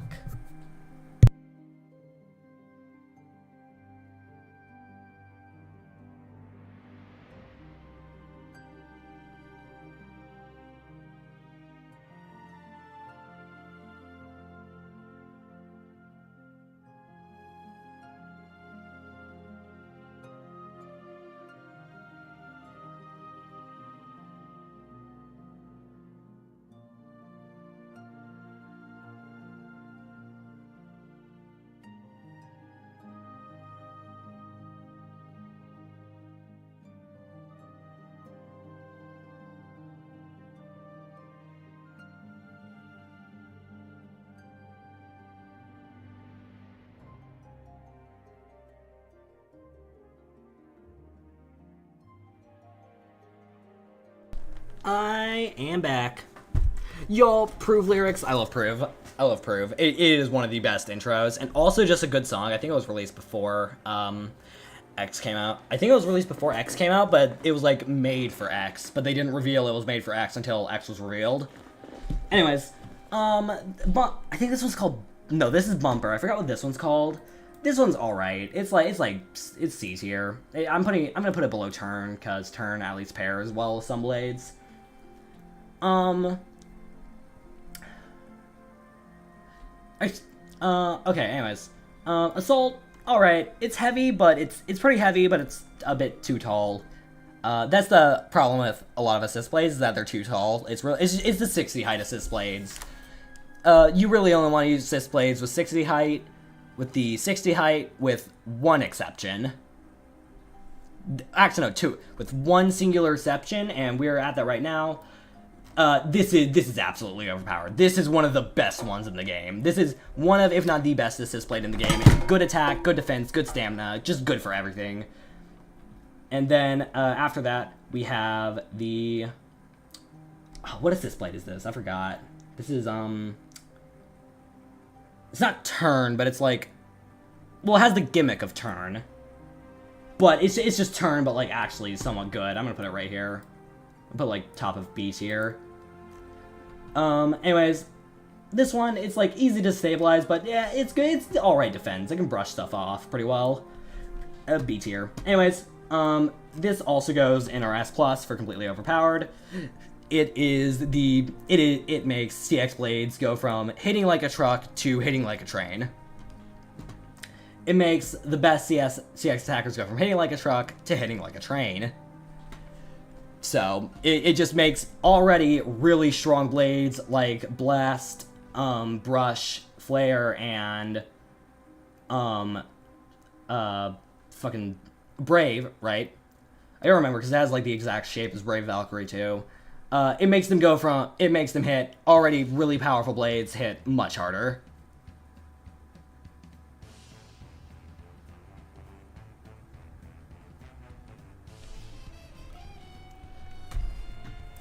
Okay, this is Mario Kart World. I just forgot what song it is. Let me see. Wait, which one is this? This sounds like Bowser's thing from Mario 3D World. This is, Oh, it's Donkey Kong Country. I love this song. It has a special intro, and that's why I didn't recognize it at first. But yeah, this is like one of my favorite Donkey Kong Country songs, along with Sticker Brush Symphony, the main theme, and that one song in Tropical Freeze that sounds suspiciously like One Winged Angel. I should add all the One Winged Angel variants. Actually, no, I'll probably just add the Final Fantasy soundtrack in general to my stream music playlist. The Final Fantasy VII soundtrack, because it is full of bangers. Like, the main battle theme, the main theme, opening bombing mission, Those Chosen by the Planet, Birth of Sephiroth's entire theme list, like Genova, Those Who Fight Further, Super Mario Odyssey Solos. I mean, yeah, that's a good OST. I still prefer the Final Fantasy VII OST over it, though. It's like a top 5 OST for me. Actually, well, it's top 10. I don't know if it's top 5, but it's top 10, definitely. Let's see, what other really good songs are there? There's Aerith's theme. Oh, anyways, and then we have Sephiroth's entire suite with, Those Chosen by the Planet, Birth of a God, and One Winged Angel, which is one of my favorite songs, just, period. Like, it's just so good. Anyways, the one that came on Whaleway, this pairs with genuinely nothing. This has no use in the meta. It's tall, it doesn't pair with anything, except maybe Solar Eclipse, but you're better off using Heavy for that, but you're better off using Wheel or Heavy anyways. Like, I'm probably gonna put Wheel above this because it's more versatile, actually. You could argue Heavy is S tier and not S+, but I'm gonna keep it an S+. Because it does elevate some of these to S+ too. Because it does elevate Blast and Fortress to S+ for me.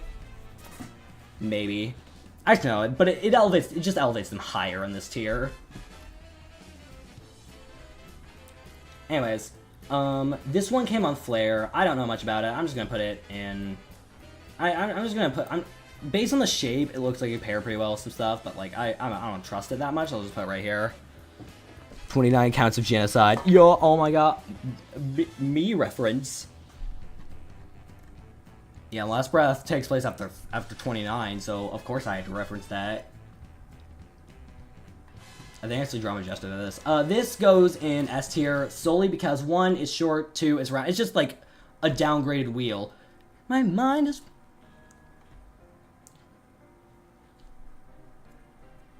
When I think about the future, I see my favorite face. 'Cause I'm with you, the rest is so easy.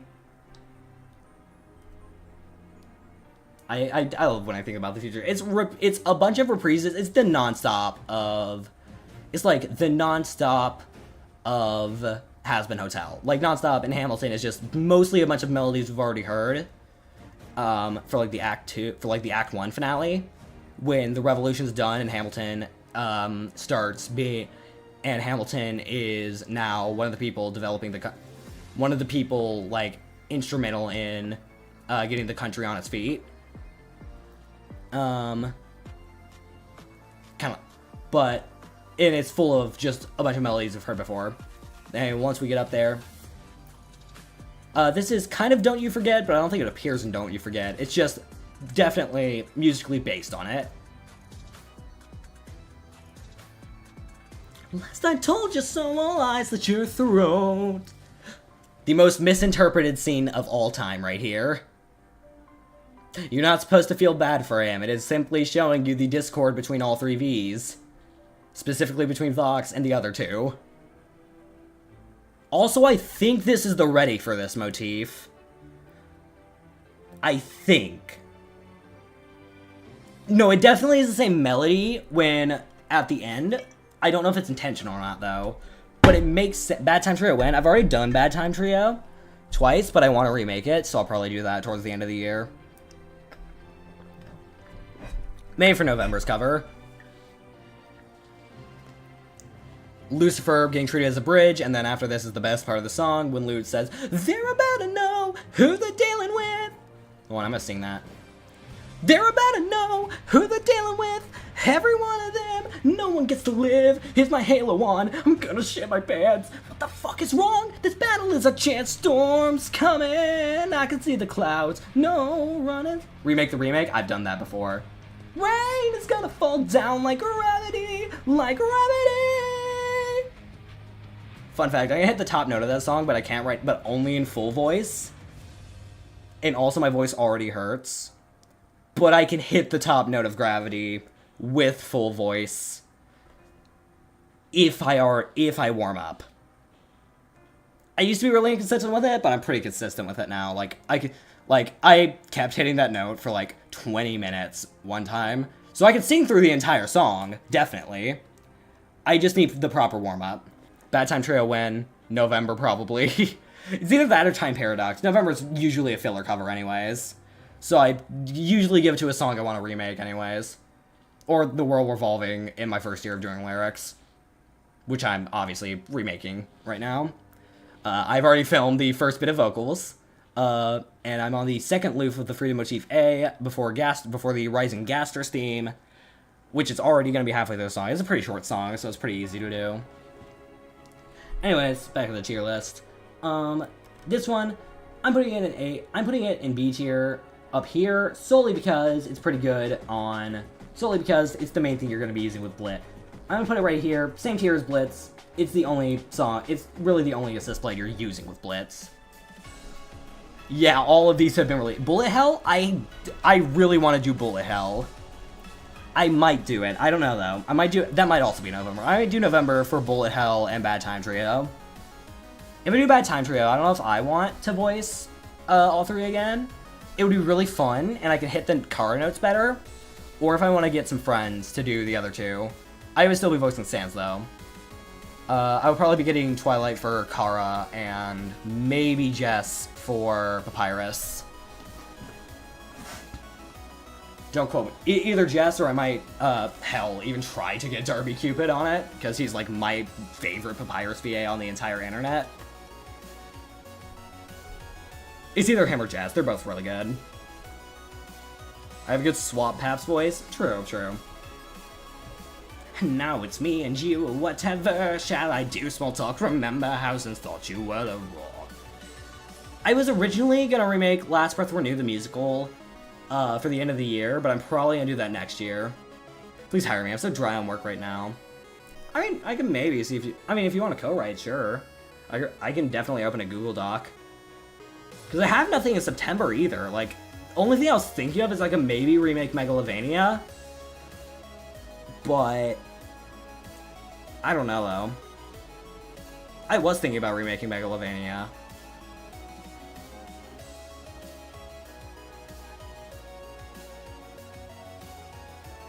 To, like, my current standards. Because, like, it was my first, like, actually good lyrical cover. But I do think I can make it fit better. Like, and I can definitely hit the notes of the pitched up version now. The original. I'll probably use the Risty arrangement. But I don't know, though. Actually, no, I'll just use the original and the Smash remix.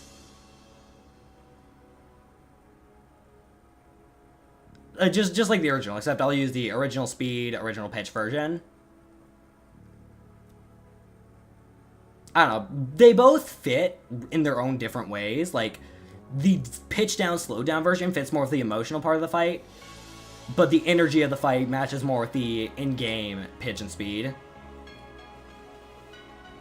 So, it's a toss-up between which one I want to do for the remake. Anyways, this is nice and thick. It hits pretty hard. I'm gonna put it in an S tier. It's nice and thick, hits really hard. It's like a worse, kind of like how, I think, what is this called? It's called Vertical, I think. Kind of like how Vertical is a worse version of... Oh, nice. Yeah, sure. Yeah, sure, I'll see.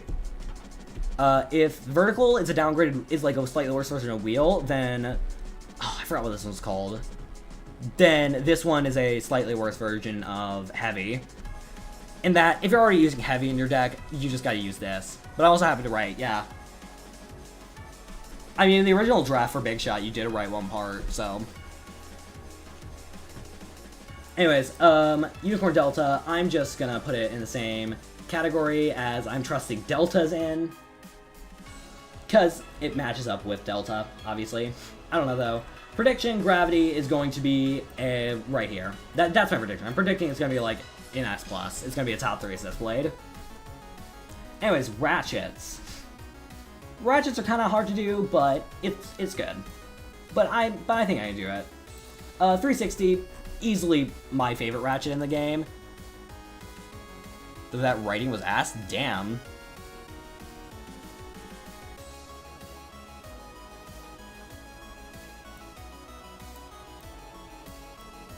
It wasn't that bad. I mean, it didn't really mesh with the rest of the song, but I couldn't think of anything else at the time. But now, since I know how to sample,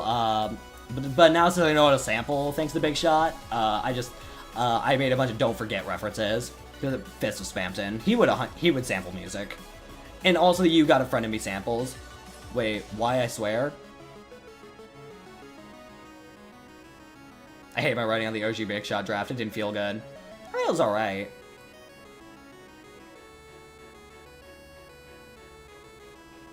Alright, anyways, this is the best Ratchet in the game. Probably aside from 160, which let's just go ahead and get this out of the way. 160's up here.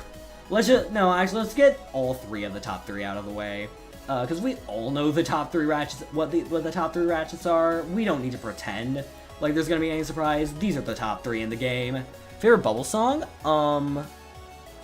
Ooh, I have a few. I'm answering this in my Q&A. I kind of go into this in my Q&A. It's not Bubbles who made my favorite AU lyrical cover, spoiler, because I got that question and I gave my answer. I think my favorite of his is either Always a Murderer, his remake of One Left, or his remake of Slaughter Continues. One of those 3 probably. Or Enigmatic Encounter. He's made a lot of really good stuff recently. Like, he's gotten so much better since I started listening to him. To the point where his old stuff is hard to listen to now. Like, listening to the old Slaughter Continues now, I actively don't like how it sounds now. Anyways, yeah, 460 C tier. 4 F minus. You don't use it. If you, okay, hold on, no. Actually, no. These two have saving graces. So you know how I think 160 is the top 3 ratchet? 180 is on the opposite side of the spectrum, is I think the worst ratchet in the game. It's genuinely useless. When you're using 160, you don't want it to burst. Because the imbalance is there for critical hits. If your pay is easier, 1, low height attack works better, low height stamina works better, and low height defense works better. It works better, and when you're using this, you're using it for usually critical hits or counterattack. Which is why you should never. Tall attack rarely ever works. Why on earth would you want to use 180? At least with 170, which I'm going to put in A tier. At least with that, it pairs well with Shark Scale. This one has no excuse to even exist. This is, like, maybe even the worst part in Beyblade X. Actually, no, that is being no, that's being too harsh on it. There's worse parts. Like, I think these blades might be a bit worse. I think this assist blade could be worse, maybe. And there's maybe, like, 1 or 2 bits that could be worse. Anyways. 380, it's alright for tall height. It can work for, like, tall defense. Like Tears in the Rain in Tokyovania. I think...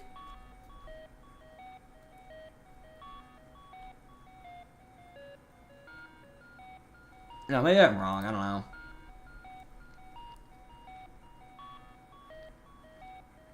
Wow, I don't know any of these. Yeah, you're kind of Yeah, I think Beyblade X is achieving a new peak now with the Infinity line. Like Glory Valkyrie, like everything is getting more meta relevant. CX is finally relevant in the meta. Well, I say finally. These two were kind of relevant. They were alright attackers before Heavy came out. It made them really good attackers. And when it made Blast and Flare some of the best attackers in the game. Law of inertia, spin weight, design, and velocity. I know what Beyblade is, yeah. Oh yeah, and I think Valkyrie. I think X, the spring load gimmick, isn't gonna hinder it as much as it did for God Valkyrie back in Burst. I've not been into it since Late Burst. Yeah, Late Burst was honestly like the fall off of Burst. I wish we got a BU anime. Fun fact, actually. There's a bit of a conspiracy, but I think it was confirmed somewhere. The Quad Strike anime was supposed to be a BU anime, but Hasbro bought the rights to only use Hasbro bays. And it's very obvious in the choreography when they're supposed to be using the gimmicks, and just that is supposed to be the Takara ones. Especially with Gatling Dragon, Zest Achilles, and Zyphoid Excalibur. Especially with those 3, it's very obvious. And I'm interested to see how they would have incorporated Lane in the story. Burst peaked in Rise. I think the toy line peaked in Rise. The anime peaked in Chozi. Because, like, the Rise anime is... Its crime is being forgettable. It's not being bad, it's being forgettable. The toy line reaches peak in Rise, though. I will agree. Like, Apocalypse... Okay, saying it peaked in Stars... Saying the toy line I could kind of get, because we had some really good diversity in the releases. We had Jet Wyvern, we had Curse Satan, World Spriggan, Brave Valkyrie, some really good ones, in my opinions. But the anime was kind of just, like, mid at the start, but did get pretty good towards the end. And then for Dynamite, the peak. And then for Dynamite, the anime just sucked complete ass. And the toy line was alright, but the meta was boring. I did really love Ultimate Valkyrie and Guilty Longinus, though. They're really cool. Anyways. 560, I'm putting it in S tier. It's not quite S plus anymore, but it's S tier. 580, I'm putting it B tier as well. 980 doesn't have as much use. Doesn't have that much use, but it's pretty good. 470, it's in 460. It doesn't... 70 heights don't affect... 70 height is only really, like, that different from 60 height on certain blades. most notably Shark Scale, where generally speaking 70 height makes it hit blades more, which is better for KOs, which is why stuff like 170 is sometimes preferred over 160.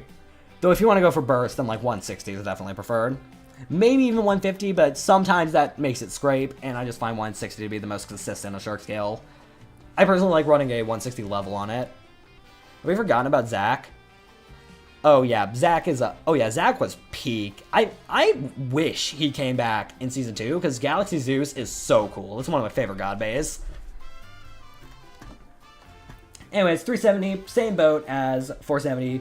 It didn't really affect it that much, but it affected it a bit more. It's like you have no reason to use it over the original, but it doesn't really affect it. It doesn't really affect it if you use it over the original, but the original is generally, I guess, technically better. 570 is in the same boat, except 570 works better, sometimes works better on stuff like Wizard Rod better than 560. So I'm probably going to put 570 right here because it's less consequential. 260 is, I'm going to put it in B tier. It's very burst prone, but it supports blades like Samurai Saber really well. It makes them hit pretty hard. Like, if you want the extra attack power, use 260. It supports blades like Samurai Saber well.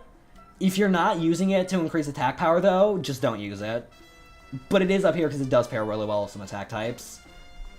970, same boat, except it's S tier because it's a 9-sided ratchet, and 9 sides is just the best size. Like, it's the lightest, but it's the hardest to burst, and ratchet weight doesn't really matter that much. The only time it does matter is in, speak of the devil, 760 when it's really good, when it's really heavy, and that makes it really good for attack and defense.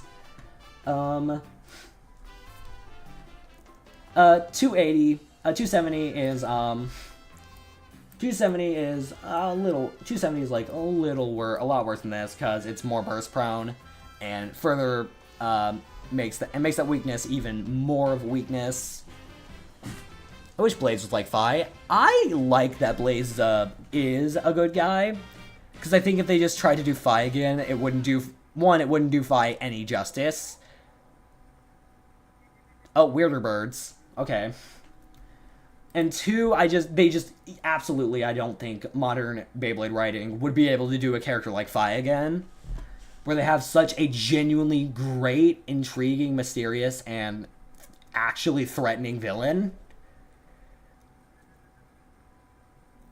I don't think they can do anything like Fi ever again. I think Beyblade X's writing has gotten a lot better since the beginning. Showing Suitai's affinity. Yeah, it's just like, if it's like Fi if he was good. Still having that mystery and intrigue around him, and the aura, but not being easily the morally worst character in the show. Because his whole thing is that he likes torturing people. Because Fi's whole thing was that he just loved torturing people. That was literally his motivation. He just thought it was... He did it for love of the game. He didn't have a bigger motivation like Arthur or Shu. Or I guess technically Theater was like... I guess the real antagonist, because he was the driving force, kind of like controlling Shu. Until he got scared of Spryzen and was like, no, you do your own thing, I'm out of here. Right before Vault versus Shu. But he was still interested in it, so he's like, maybe, okay, if this goes well, I might try again. But he was genuinely intimidated by Shu, so he just stopped trying to control him. He just stopped trying towards the end. Because he realized, no, I'm not controlling this. Anyways, 380 sucks. It's better than 180, though. You have more reason to use it. 770. It's alright. 780. I'm putting it in B tier. Not really using 780 much. Hell, I even think 580 has more use than 780. We're like 760 is better than 560. I think 580 is better than 780 for tall height stuff. 080, for some reason, I find my copies of 080 to be far looser than my copies of 070 and 060, for some reason. I don't know if that's just me, though, but it has good stamina. Fi deserves his loss because I'm a Fafnir fan. Honestly, yeah, no, fair. He was, like, the most satisfying villain defeat for me, aside from maybe Shu. Anyways, 660 is not as good as these. Is not good enough to be up here. It's like a more balanced 360 though, with the weakness of being more burst prone. So I'm putting it right here, below these two. 455. I'm putting it in B tier. It's good on stuff like Scale before. It was good on stuff like Sharp Edge before Scale came out and 450 came out. And it was good on Clock Mirage, and it was the primary use on Clock Mirage before 755 came out. 680 is not great. It's just too burst prone. 450 is actually A tier because it's pretty good for attack. Did you watch Chromatic Time Trio? I have. I probably won't give it lyrics, but it's pretty good. I have to go bread. What's the next stream? I'm probably gonna stream sometime either this week or next. Because I know I'm definitely not going to have time to rank Undertale songs, but... yeah. Anyways, 070, it's A tier, and then, of course, I'm just going to go and put 080, 060 in A tier as well. They might scrape a little on the extreme line, and are a little burst prone, but they have really good stamina and defense properties, and aren't that burst prone. And aren't, like, as burst prone as something like, say, like, a 5 or 4-sided ratchet. Like, they're less burst prone than 5, but due to their wide shape, they do burst a bit. But they're still pretty good. 670, wow, I'm putting this in S+ just for the name. No, I'm just kidding. But you can make a Beyblade called Fortnite 670 Taper. I don't know why you would. Also, fun fact, I didn't have Samurai Caliber till literally a week ago.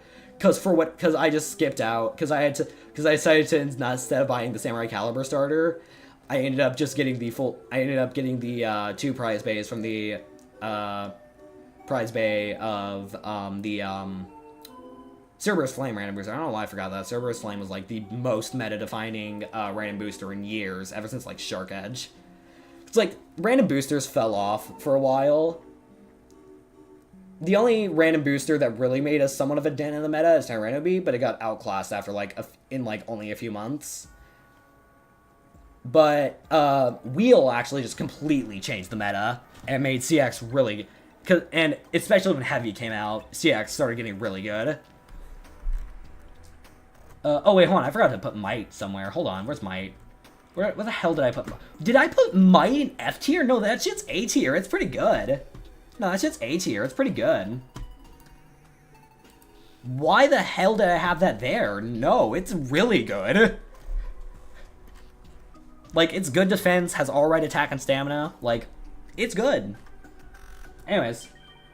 M85. It's the best 85 height ratchet. Because, like, it's tall and can burst a little. It's not as burst prone as 385 and has a great outward weight distribution. Which is why I'm putting it at bottom of B tier, because it's really good on Clock Mirage for my testings. Speaking of 965, it's going in B tier also because of its use on Clock Mirage. Clock Mirage carries the simple ratchets aside from the 55 heights, where they're mostly good on attack. I'm putting it as probably one of the better simple height ratchets. I'm gonna put it like top of A tier. It's like the second best simple height ratchet. The best, obviously, being this because it's good on Clock Mirage. It's like easily the best thing to use on it because it's round, meaning it's harder to. It's round but not that wide, so it's hard to burst. It's low, and it's a simple ratchet, so it can be used on Clock Mirage. And it's pretty much it's used on Clock Mirage, and you can use it for attack and defense. Anyways, 150. I'm putting 150 up here. Actually, why is 170 here? I'm putting all the one-sideds except 180 because that has no reason to exist. It's funny how 10 millimeters is the difference between S+ tier for all three of these and F- for this one. That's how like wild one-sided can be. Like all the one-sided ones are really good except 80, which is absolute dog shit. Anyways. 870, it's alright. It's alright defense, it's heavy, it's decent defense and attack, but it's kind of burst prone. I'm gonna put it above 78. I'm gonna put it right up here. I'm gonna put actually no, right here. Right here seems good. It's alright on Night Fortress, but I prefer 360. Anyways, Turbo. As much as I love this bit, it sucks ass. It's horrible. Like, it's so bursty, because not because it's a ratchet infused bit, because like Operate has decent burst resistance, for example. It's just Turbo wears down a lot more. My Turbo is really worn, so or like really just on my Pegasus, honestly. Like, it's like really worn, so when it's on the Assault Assist Blade specifically, it might just be my Assault Assist Blade probably, but it bursts a lot. It's because it's a simple ratchet technically, except it has more resistance than simple ratchet, I find. And its gimmick is really fun. It's not the only time this gimmick has been good in the meta. Its Ultimate Reboot, which is like a solid A tier attack driver, arguably S, until Dynamite, when it got knocked down to A, because Dynamite was so heavy that they just did really well on Extreme. Anyways, Flat, I'm putting in an A tier. It's not easy to control, and just generally good. Taper, I'm putting in an A tier above Flat. It has more use than Flat now, because Flat got kind of outclassed after Rush, but Taper, well, it did get outclassed by Kick, but it was still pretty good, but it's still pretty good. Oh wait, Operate. I forgot to put Operate. Operate, I'm putting Operate in B tier. It's alright, but like, it doesn't do anything particularly well as alright. It's really tall. It has alright stamina though. It can do pretty good on Rod, and like, it can do pretty good on Rod, and on something like maybe, you could maybe get it to work on Mummy Curse. But I don't know. I don't have Mummy Curse yet, so I can't test it, but in theory it could probably be pretty good for its defense properties.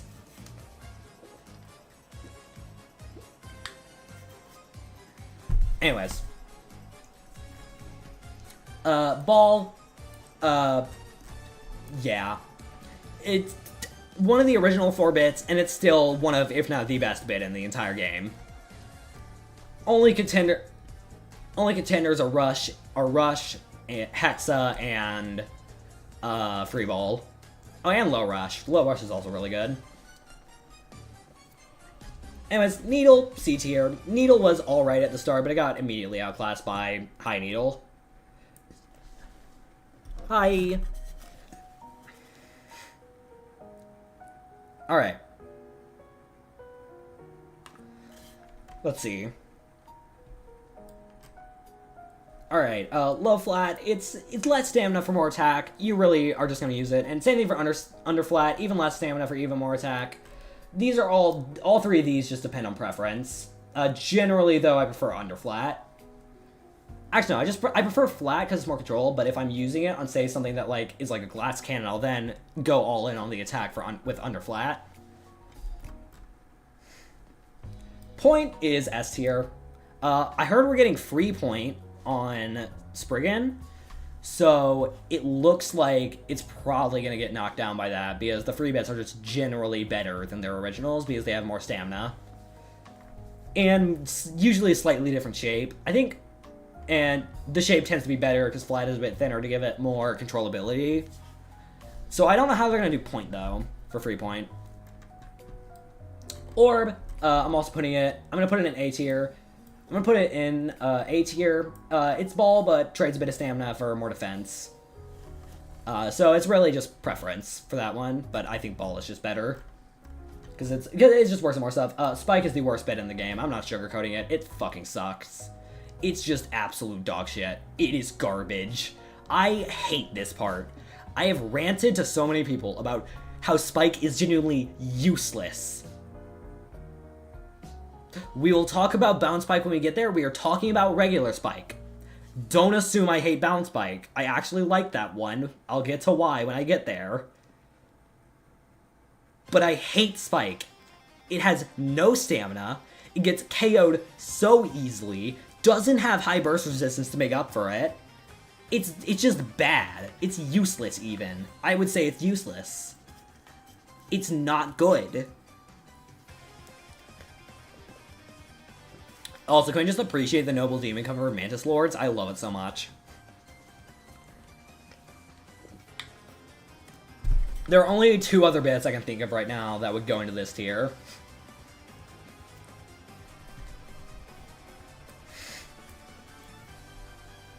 Alright, anyways, Rush. S+ tier. I'd say we put Rush up here. Rush is the best attack bit in the game, no question, and while we're at it, Low Rush is just a better version of Rush. While we're at it, Low Rush is just better Rush. Rush only works if you want like height control. You either want super low height for attack, you either want super low height or equal height. Equal height is stuff like a Rush on like a 60 or 70. Super low height is stuff like Low Rush on 150 or 160. Like controlled height is like to get KOs, super low height is to get bursts. That's like generally how it is. I'm like, so like controlled height is, that's how I refer to them at least. Like control height is better for KOs, low height is better for bursts, and then tall height is better for destabilization. Except, it's, okay, this one I feel like being harsh on for destabilization, but I do think it's generally useless. Like, you can destabilize with 170 just fine. Like, but it bursts so much that I do. But this one also, weirdly enough, unlike the other ones which have amazing burst resistance, this one also just bursts a lot. Like, I don't know what they did, but it's somehow like this height specifically on one side is cursed because it makes every attribute of this bay so much worse. It shouldn't even, it's the same shape. It shouldn't be that much easier to burst from 70 height, but it is for some reason, and that makes it so bad. Add on to that, you can't really use the imbalance anymore because you're only using it for destabilization, which doesn't really have to rely on crits as much as stuff like a KO does. So you're just never using 180. And that's why I hate 180 so much. Anyways, High Taper is just a worse version of Taper. Actually, I'll put Taper in S, High Taper below it. Gear Flat is, I'm putting it in B tier. Great attack, but it's a glass cannon. As I mentioned, its biggest use is like when you are going all in on attack, don't care about stamina because you're gonna get outspun anyway. The main example I can think of this is Shinobi Knife and Bear Scratch, where they're like, again, and Rhino Horn at the start, but like Rhino Horn is like, but these are just Rhino Horn, but they give them actually somewhat alright weights. They're still on the lighter side, but they're better than Rhino Horn, so I'm giving them passes. I'm giving them passes to C tier for actually having a somewhat usable weight. Anyways, Gear Ball, genuinely don't use it. It's not as bad as Spike. It has stamina, but it bursts so much. Gear Point is definitely the second best gear bit for me. Gear Point's the second best gear bit for me. I'm gonna put it below Underflat. Gear Needle it can do some funky counterattack stuff, but it doesn't have as much stamina as something like High Needle or Under Needle, so I'm gonna put it, I'd say it does have more use than High Needle though, despite not having the stamina of it. Excel is just the worst version of Flat, so B tier. It just doesn't have as much stamina. I'm giving it top of B tier for now. Like, you can kind of use it on something like a Dram Buster. Like a Dram Buster, or like stock Dram Buster is like easily the combo excels at the most, pun intended. Anyways, Hexa, yeah, no, this is the best bit in the game. I'm not sugarcoating it. This is the Wizard Rod of bits, which makes sense because the best combo in the game is Wizard Rod 160 beat Hexa, or at least the most successful combo tournament wise. I'd argue 960 or 360 is better for the stamina, but but 160 does do better for defense than those two. Anyways, Disc Ball, a decent life after death, but it scrapes a little, so. Anyways, Quake, meme part, Quake, meme part can do some funny attack stuff, but not good. This one, it has no stamina, I can get KO'd easily, because metal has less friction than the standard plastic they use. It should have been Rubber Flat if they wanted it to be good defense, because like that's why Zeal and Burst was so good, was because it was a rubber sharp and not a metal sharp. The only time metal defense has really worked is Orbit, because that little is metal Orbit, but that's mostly because it just gave it more stamina. This one though, the needle shape does not help its stamina, and also was banned for damaging stadiums. I haven't had that issue, mostly because I always launch my needle bits, or like just like my pointed bits in general, like Hexa, at a slight angle for the better stamina, and for it to be able to counterattack a bit. But if you flat launch, I definitely see it breaking stadiums. But that's not why I'm putting it as the worst bit in the game. It's just does nothing well. It just does nothing good. That's why it's so bad. But the fact that it can break stadiums is even worse. Unite, it's just Taper, but worse. It's just the worst version of Taper. I'm gonna put Unite right here in A tier. It can do some pretty good attack, but it's just outclassed by Taper and Kick. Cyclone, Cyclone's like a slightly worse version of Rush. I'm putting it above Flat. I'm putting Cyclone and Vortex above Flat, personally. But they're just better versions of Flat in my opinion. Dot, I'm putting in A tier 2. It was like what really made defense. It's like Hexa Junior. It's like it has the defensive Hexa. It has more defense than Hexa, but less burst resistance and like roughly the same stamina. So like use it if you want. It's all right. Let's see. Glide. I think Glide's S tier. It doesn't have KO resistance, but it does have really good stamina. I would have put it in S plus.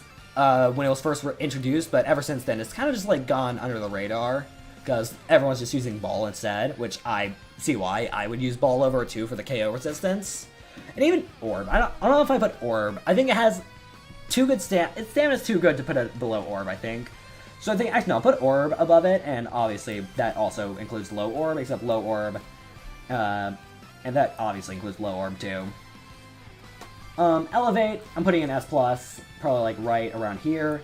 It's good equalization, but ever since Shark Scale came out and Meteor Dragoon came out, which was the shutdown to Cobalt Dragoon, whereas Cobalt Dragoon is better at equalizing than Meteor Dragoon due to this rounder shape. Meteor Dragoon, while also being a good equalizer, can hit really fucking hard. And hard counters Dragoon on Elevate, and hard counters Cobalt on Elevate, which is why it's above it. And why I'm moving down Elevate. I would have put it higher before Meteor was introduced. And you can use Meteor on Elevate too, and it can still get some pretty good KOs. And it'll either, like Meteor on Elevate, either A, KOs really quickly because of Meteor's slight imbalance and really heavy weight, or B, or 2, I guess, it will just, if it doesn't, it'll just equalize and outspin at the end of the battle because Elevate has good in-game stamina. Its only real weakness is its low burst resistance, because I think it's the only balance type, and like, because like attack and balance have high resistance and stamina and defense have low resistance. This is the only bit to break that trend, where it's a balance bit with low resistance. And honestly, if it had high resistance, I could see an argument for it being the best bit in the game. But because it has low resistance, I'm putting it in right here. It's still probably like top 5, maybe top 6, depending on where you want to put Kick. Free Ball, actually no, top 6, yeah, Free Ball right here. Whether it's better than Ball for you or not is up to preference. I personally like using it more for the Life After Death, but Life After Death is basically like when a Bay is about to stop spinning, when it theoretically should stop moving, it spins for a little longer thanks to usually properties like outward weight distribution and the shape of the bit, or the driver back and burst. That's why something like Bearing Drift was so good, and now stuff like Elevate, Hexa, and Free Ball are so good. Level, I'm putting in S tier. It's really good attack, has great in-game stamina. I'm putting it on top of S tier. It's not quite S plus for me, but it is up there, definitely. Transpoint, first off, trans rights. Secondly, the height change gimmick is its downfall. Brad Fashion.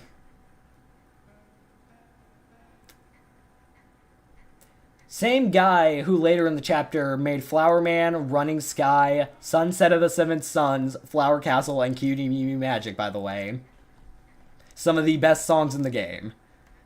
And this is in the same chapter as that, and as Ford Sanctuary. Hello. Stream's almost done. I'm halfway through ranking the bits. Anyways, Rubber Excel. Rubber Excel, I'm putting in like B tier. It's better than normal Excel. It's the extreme. Rubber attack isn't as good as it was in Burst because of the extreme line, but it can still get KOs really well, and it has some alright defense properties when you wear it down a little. So I'm putting it top of B, either top of B tier or bottom of A tier. I think bottom of A is where I'm gonna put it. Bounce Spike. I'm putting Bounce Spike in A tier. Here's why it's better than normal Spike. Its shape is better than Spike for stamina, KO resistance, and the bound gimmick is I'll be honest, the battle gimmick really does nothing. You can argue it stops it for destabilizing. All it really does is help with destabilization. And kind of like parry those attacks. Other than that, it's just the better version. It's like, if you whether you prefer to dot, again, it's up to preference. I personally use it more, so. But I use Hexa over these two anyways, so it doesn't really matter for me. Underflat, speaking of what, Under Needle is probably the best of the actual named Needle variants. These two are also Needle variants in my opinion, because this is the exact same shape as High Needle, just little dots on it, and it's the name Dot. And Spike is just smaller Needle. This is the best of the ones actually called Needle though. In order from my least favorite to from worst to best Needle variants, it would be Needle, then kind of like a toss-up between High Needle and Gear Needle, and then Under Needle's the best one, but it's still not that great because it gets outclassed by Bounce Spike and Dot and by Hexa. My voice is tired, so I will be going to sleep after this. Anyways, Wedge actually has been seeing a comeback recently as a pretty good defense bit, so I'm putting it as well as here with Dot and Bounce Spike. Again, it's up to preference for these because they're all so similar. Kick, you can make an argument for S+. I'm gonna put it below level, just out of S+. Because I do think level is more consistent. Zap is like a slightly worse version of Point. I'm going to put it in A tier. Probably like right here above flat. Gear Rush is the best gear bit. It's rush, but it hits a lot harder at the exchange of some stamina. So yeah, it's the best gear bit in the game. Only one worthy of S tier in my opinion, but it's like bottom of S tier. Wall Ball scrapes, but it's all right. Yeah, you just don't really see it in competitive play that much. But it has better life after death and this, and the scraping problem isn't as bad. But because it's more balanced, but it does sometimes scrape. But life after death is good enough to warrant being above Disc Ball. Merge used to be like an A D tier for me, but honestly with Bullet Griffin now, you could argue it's probably A tier for its counterattack. It's like the Point gimmick, but whereas Point was used for just pure attack with endgame stamina, this is actually used for that gimmick of when it's hit a certain way, it becomes an attacker. It's actually used for its intended purpose, and it's really good on Bullet Griffin, which is S tier up here, because it chips away its stamina and has endgame stamina. So yeah. Anyways, Trans Kick, Trans Kick.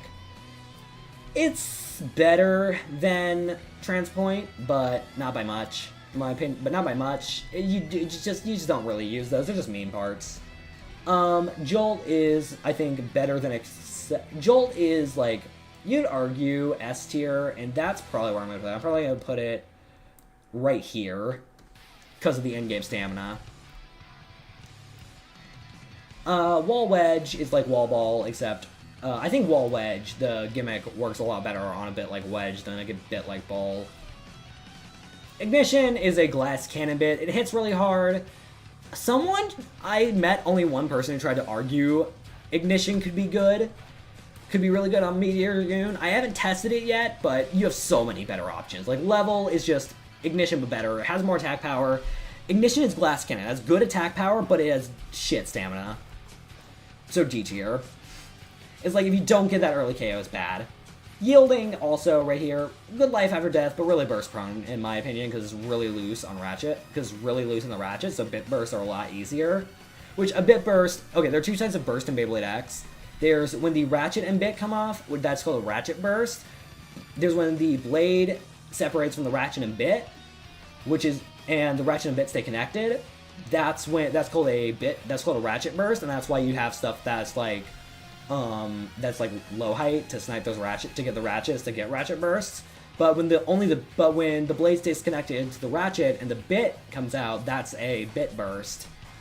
And that is generally, depending on the combo, one or the other is more common. They're both roughly as common, but I find I tend to get Ratchet burst more. But bit bursts are the only way you can burst UX Infinity Bays. So that's just saying a bit, but it's still relatively balanced because bit bursts are still around as common as ratchet burst. I just personally get ratchet burst more often because my main combo is Shark Scale, and that is the ratchet bursting machine. That's like the ratchet burster in Beyblade X right now. Anyways,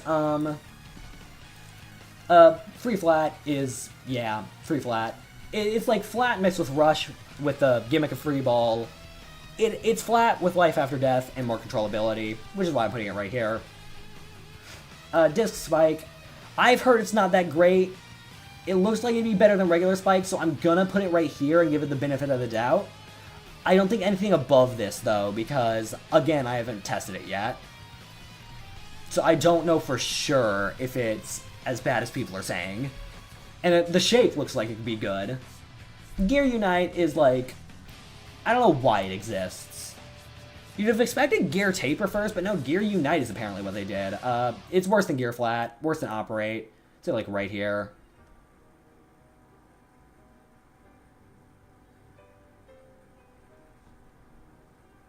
Oh, this is whatever it takes. I love this instrumental.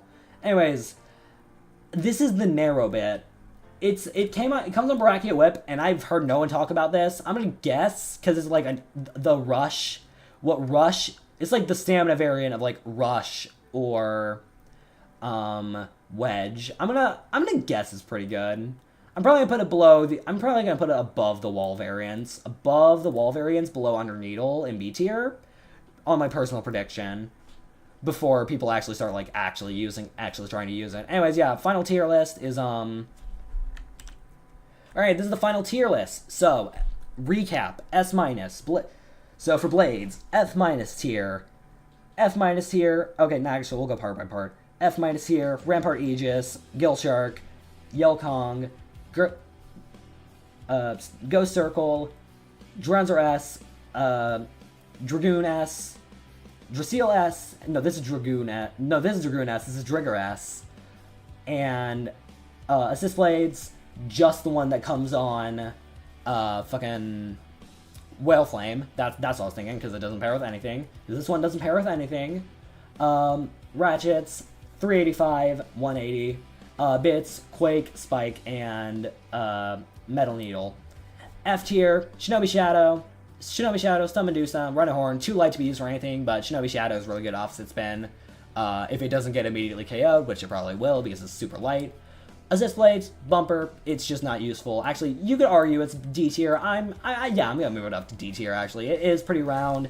It can kind of defend, but it's really light, really tall, so not really. Ratchets, 280, 480. More use than 180, but still not great. They burst, but still bad. They burst a lot. Turbo, meme part, has a fun gimmick, but is not that great. But it's just not good competitively. Gear Ball, absolutely useless, but not as offensively useless as Spike. D tier, Heaven's Ring, just completely killed by the imbalance they gave it to balance it out for the meta, because it would have been really overpowered if they had not given it that balance. So I see why they gave it the balance, but it did kill its meta relevancy. So if they just kind of like lessened that imbalance, it would have probably been good for defense. Landclaw, just attack versus attack, really, and it's pretty light, so it's not that great anymore. Same with Night Lance, it's counterattack, some attack properties, it's not great though. Dark, it's counterattack, it's just Night Lance, but maybe a little worse, because it doesn't pair with really that many, because it only really pairs with Wheel, but Wheel pairs with everything in CX. Wizard Arrow, outclassed by everything now. Alright stamina, can kind of attack, but not great, and it's really light. Sphinx Cowl and Tricera, I forgot what I think Tricera Horn, no. It's not Tricera Press, because this is Tricera Press. I don't know what this one is. I don't know, but they don't really have a use aside from maybe counterattack, and maybe some attack. This is just Hell Scythe, but worse in every way. You can argue defense, some attack, but at the start of Hasbro X, but now it's just not useful. Bumper, as I said before, only really good for like defense and counterattack, but again, wheel and vertical exist, so you're not going to use them. 680 and prone to bursting a little, and 270 not as good at aligning with attack points with attack types as 260. Ignition, really good attack, but absolute garbage stamina. Yielding, really good stamina and life after death, but bursts way too easily. C tier, Flame, really light and hollowed out, but it does have a really good shape for attack. Triceratops, it's just the best version of Landclaw. Brachio Whip, I just haven't seen anyone talk about it, and it hasn't released in America yet, and I am not paying, and while I guess I'm not paying the scalped $30 for a random booster, bay, for a random booster select, when I can just get the original colors, because it's literally coming out next week for me. For like $10. Bear Scratch and Shinobi Knife, just Rhino Horn, but with a few more grams added to them to make them actually usable. Wizard Arc, alright. Yeah, alright. It's just really attack, but it doesn't really do that all too well, but it's still somewhat good. Has decent stamina, but it's just not as good as a lot of the other stuff.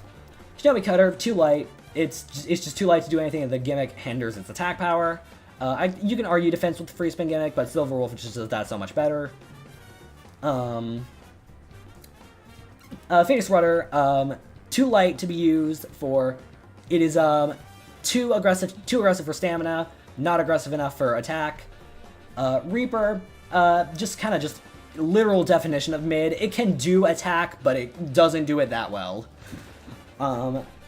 Samurai Steel, just again Land Club, but better. Just like Triceratops, though Triceratops is better because it's higher up on the tier list. Grand Dagger, used to be good, got outclassed by everything. Now you can kind of argue defense, but not really. Wyvern Gale and the fuck-ass crab one I forgot it existed until this tier list. Also got completely outclassed. Alright stamina, alright attack, but burst way too easily and are pretty light, so they can get KO'd.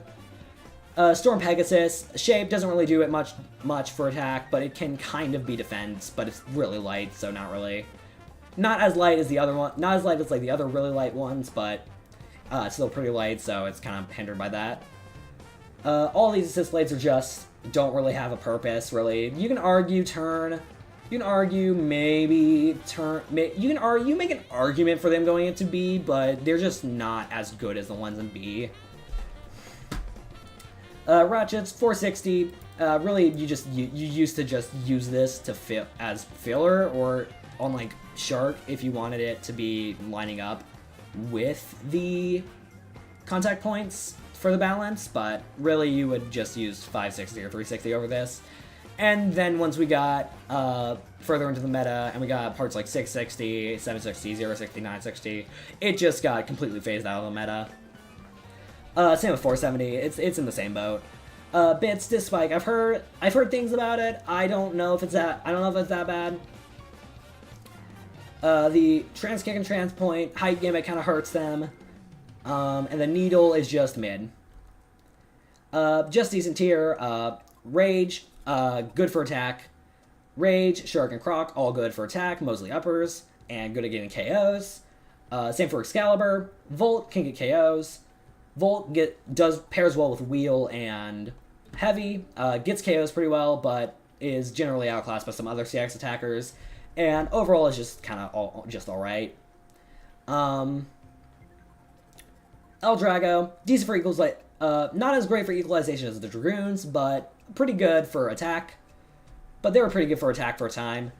So they're up here in B. Soul in, I think this is upper mode. Soul in upper mode, decent attack, but Smash mode is just better. Crimson Garuda, Black Shell, Tackle Goat, or Goat Tackle in Japan.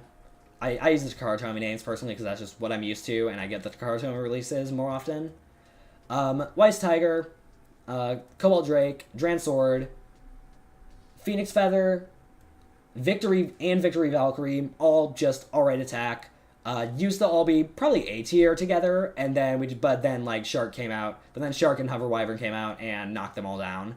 But then Hover Wyvern came out and kind of just knocked them out of their place in the meta. Will Wave and Dram Buster, glass cannons. They have poor stamina, but make up for it by being really solid attackers, like really strong, really hard hitters. Bison, again, really hard hitting, but not as hard hitting as the other attackers. So it's right here, but it's pretty heavy, and it has some decent in-game stamina for an attacker. Shelter Drake, it's just balance. You really are just using this as more like just like a general like. This doesn't even have its own type. You're just kind of using it, I guess. Like it's generally just like the only like pure balance blade for me, where like you can use it for anything and it'll be all right, but it won't excel in anything. Chain is Hell's Chain. Destabilization can hit somewhat hard and is decent for defense, but Hell's Nether is probably going to completely replace it when that releases, because it has a really similar shape, kind of like how Drain Strike came and then completely replaced Drain Dagger. Oh yeah, also Drain Buster is here because Excalibur is just far more consistent. Hunt is just the worst version of Crest. It's alright. It has better stamina than Crest, but less attack power. Night Shield, Hell's Hammer, and Viking Hike, and Leon too. You're just using them because they can like smack into opponents pretty well, get KOs, but that's really all they can really do. Though you can argue for Night Shield and Leon that they can defend too. Hell's Hammer, though, I'd say is the hardest hitting out of all of them, but has the least stamina.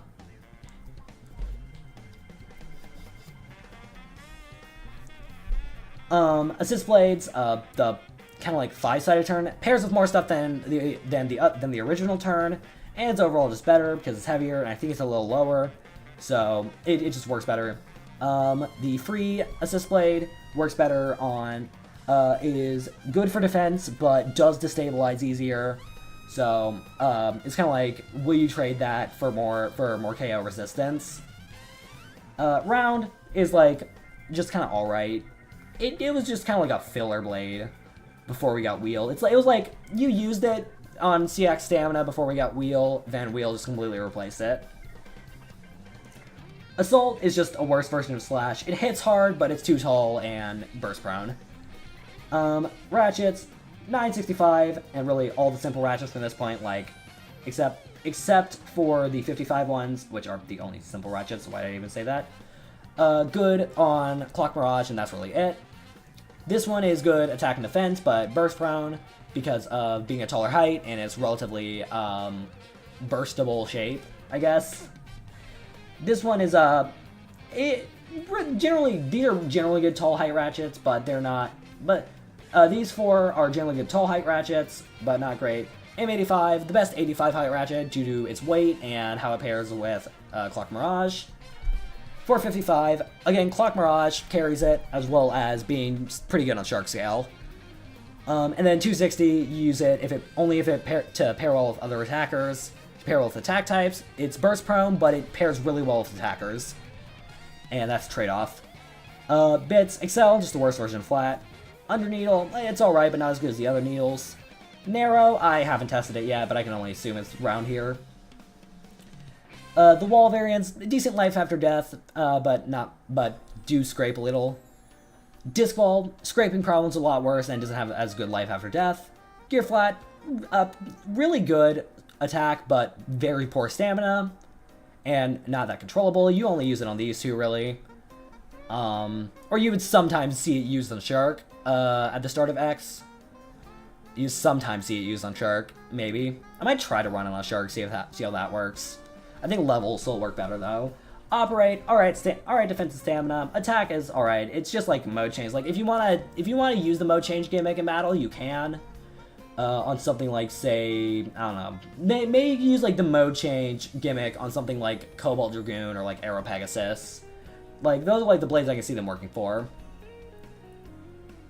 Under Unite, it's alright, but it has no reason to exist. Unlike Gear Rush, which is Rush, but it's like like slightly more glass cannon, where it still has the alright stamina of Rush. It's the only gear bit with like actually somewhat alright stamina aside from Gear Unite, aside from Gear Ball and Gear Point. But it has great attack power, but wait, I'm not there yet. And then these two needles are just personal preference. This one's counterattack, this one's more stamina. The A tier, these two, good attack. These three, good attack properties. These three, good attack and defense properties. This one, Brush is a solid attacker. Scorpio Sphere and Leon Crest are good for attack and defense. Orgy Cluster, good attack due to its aggressive shape. Same with Dran. With it, it's just a better Dran sword with its aggressive shape. Generally, more aggressive shape leads to more explosive hits, and it's also heavier, so it's much better in the current meta. These two are good at outspinning the opponent by chipping away at their stamina, while also having a really good stamina of their own. Leon Crest and Samurai Saber hit really hard with no real trade-offs. They just don't hit as hard as other ones, like in S tier. Samurai Caliber, pretty good stamina and attack, though not as good attack as Saber. Talentera, good. Talentera and Viper Tail, good attack and destabilization. Talon generally has the better shape for that, which puts it quite a bit higher. Soul in Smash mode, good attack power, good for KOs. Tyranno B, good defense, good attack, just an all-rounder. You could also probably use it on Operate. Blitz, it's a glass cannon. If you don't get the KO, it just dies. You tend to go all in with Blitz on Knuckle right here. Knuckle is carried here because Blitz is here. Blitz pairs well with Knuckle, but if you don't get that early KO, it does kind of die of stamina loss.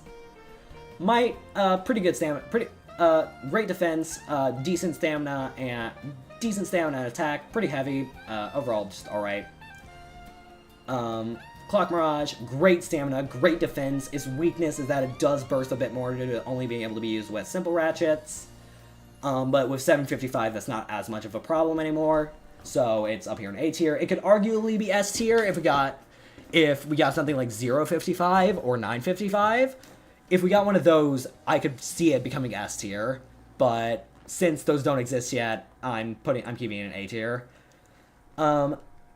And then Shatter Horus is probably going to be good for defense and stamina, but it's not out yet, so we don't know. The Brush Assist Blade, I don't know what the Assist Blade's actually called. I think Rapid is what it's called, maybe. And Slash, pair well for attack. Knuckle, as I said before, pairs well with Blitz. Six-sided, generally a more balanced three-sided at the cost of burst resistance. 980, probably the best 80 height ratchet, if I had to say. Zero sides, great 060, 070, great stamina, great defense. Little wide, so they can be ratchet burst a bit easier, but they aren't as grippable by something like Impact. So they brush off ratchet bursts, but they are easier to hit. So ratchet bursts are not as common as they would be if they were two-sided, which is really wide, but also has a really grippable shape. So it's like not just Impact can easily snipe it. Or Dragoon easily snipe stuff, because like the rubber at cost of a little less KO power. For Impact and Dragoon, for Impact and Meteor, they're just so heavy that the rubber softening their KO potential does not matter, because they still have great KO potential. So the rubber is kind of nullified by their weight, and the rubber in turn helps them grip ratchets better and burst opponents. Anyways, 450, you really are just using this on Shark and maybe Impact. You really are only using this on Shark and Impact. And maybe you could argue Hover, but I'd argue Hover works better on 9-sided or 3-sided. Sorry, my throat's getting a little sore. I will be taking a huge break from talking after this. But yeah, 450, it's just, you really are just using this on Shark Scale and Impact Drake. And then, as I said before, 755, you're using it, it's great on Twisted Tempo. Not Twisted Tempo, I'm thinking of Metal Fight. No, Clock Mirage. The Clock Mirage is a Twisted Tempo homage, because it's the exact same shape of motif. It's just, I think, worse because of the burst gimp, because after burst got added, they had to find a way to nerf it, so it's not too good.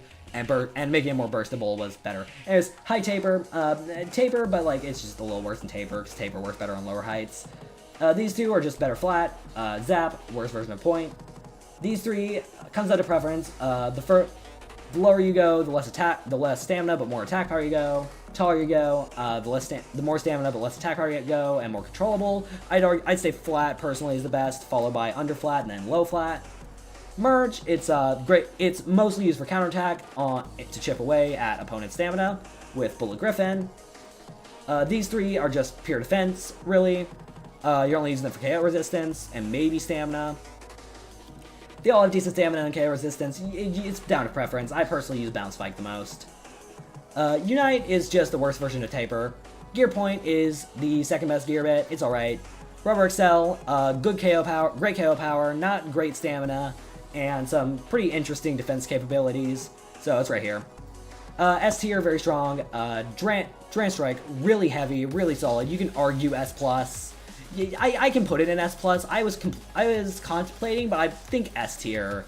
Because it doesn't counter Wizard Rod and Cobalt Dragoon as much as Shark Scale does, but I find it to be more consistent in other matchups than Shark Scale. So you can argue it's S+. Impact Drake, really good KO power due to its stamina is only average for an attack type, so not great in the overall meta for stamina, but it's really heavy and hits like an absolute truck. And the rubber helps it grip ratchets a lot better, so it can burst opponents a lot better. Hover Wyvern, really great KO power, just all around great attacker. Not as consistent as these two. Not as good as these two in my opinion, but still one of the best attackers in the whole game. Night Fortress, the best defense blade in the whole game. Just barely breaks my top 10 blades. Arrow Pegasus, good defense properties, great attack. It's, again, I mentioned it could be good on Operate, but it's much better for just regular attack on something like Rush. You can argue S+. You can argue all 5 of these could go into S+. This is just my ranking. I think I don't want S+ to be that crowded. So I think S tier for these, because these are just the 4 that are completely dominating. And these 5 can do really well as well. And then at the end of the top 10, Mummy Curse, great defense, pretty heavy, can hit opponents out of the stadium with counterattacking as well, and not just chip away at stadium, so it's really good for that. Blast, Phoenix, and how my prediction for Valkyrie, Flare, all just hit really hard, and that's their whole thing, with just kind of alright stamina. So it's similar to Impact. Impact is just these 4, but better because of the rubber gripping ratchets. The Bullet Griffin, the clone gimmick, helps chip away at opponent's stamina, but it does make it to where if you lose the clone, you're probably going to lose because it's a generally lighter blade. Not as light as Shinobi Shadow, like on the weight class of, not as light as Rhino Horn, but like in the weight class of Shinobi Knife.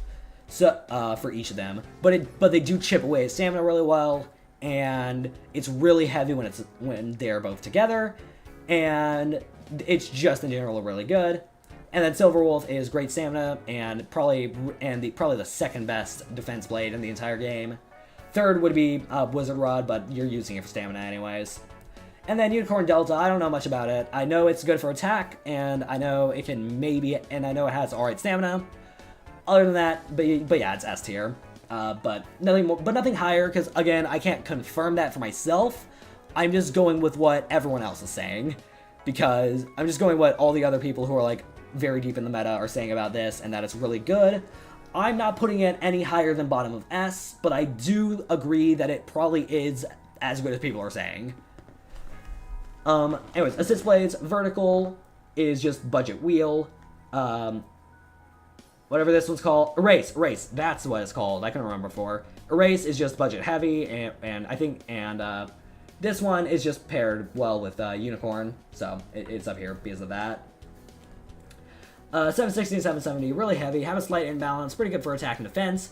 5, and you can argue 5 sides can go above them with better stability and better stamina at the cost of not hitting as hard and not being as heavy.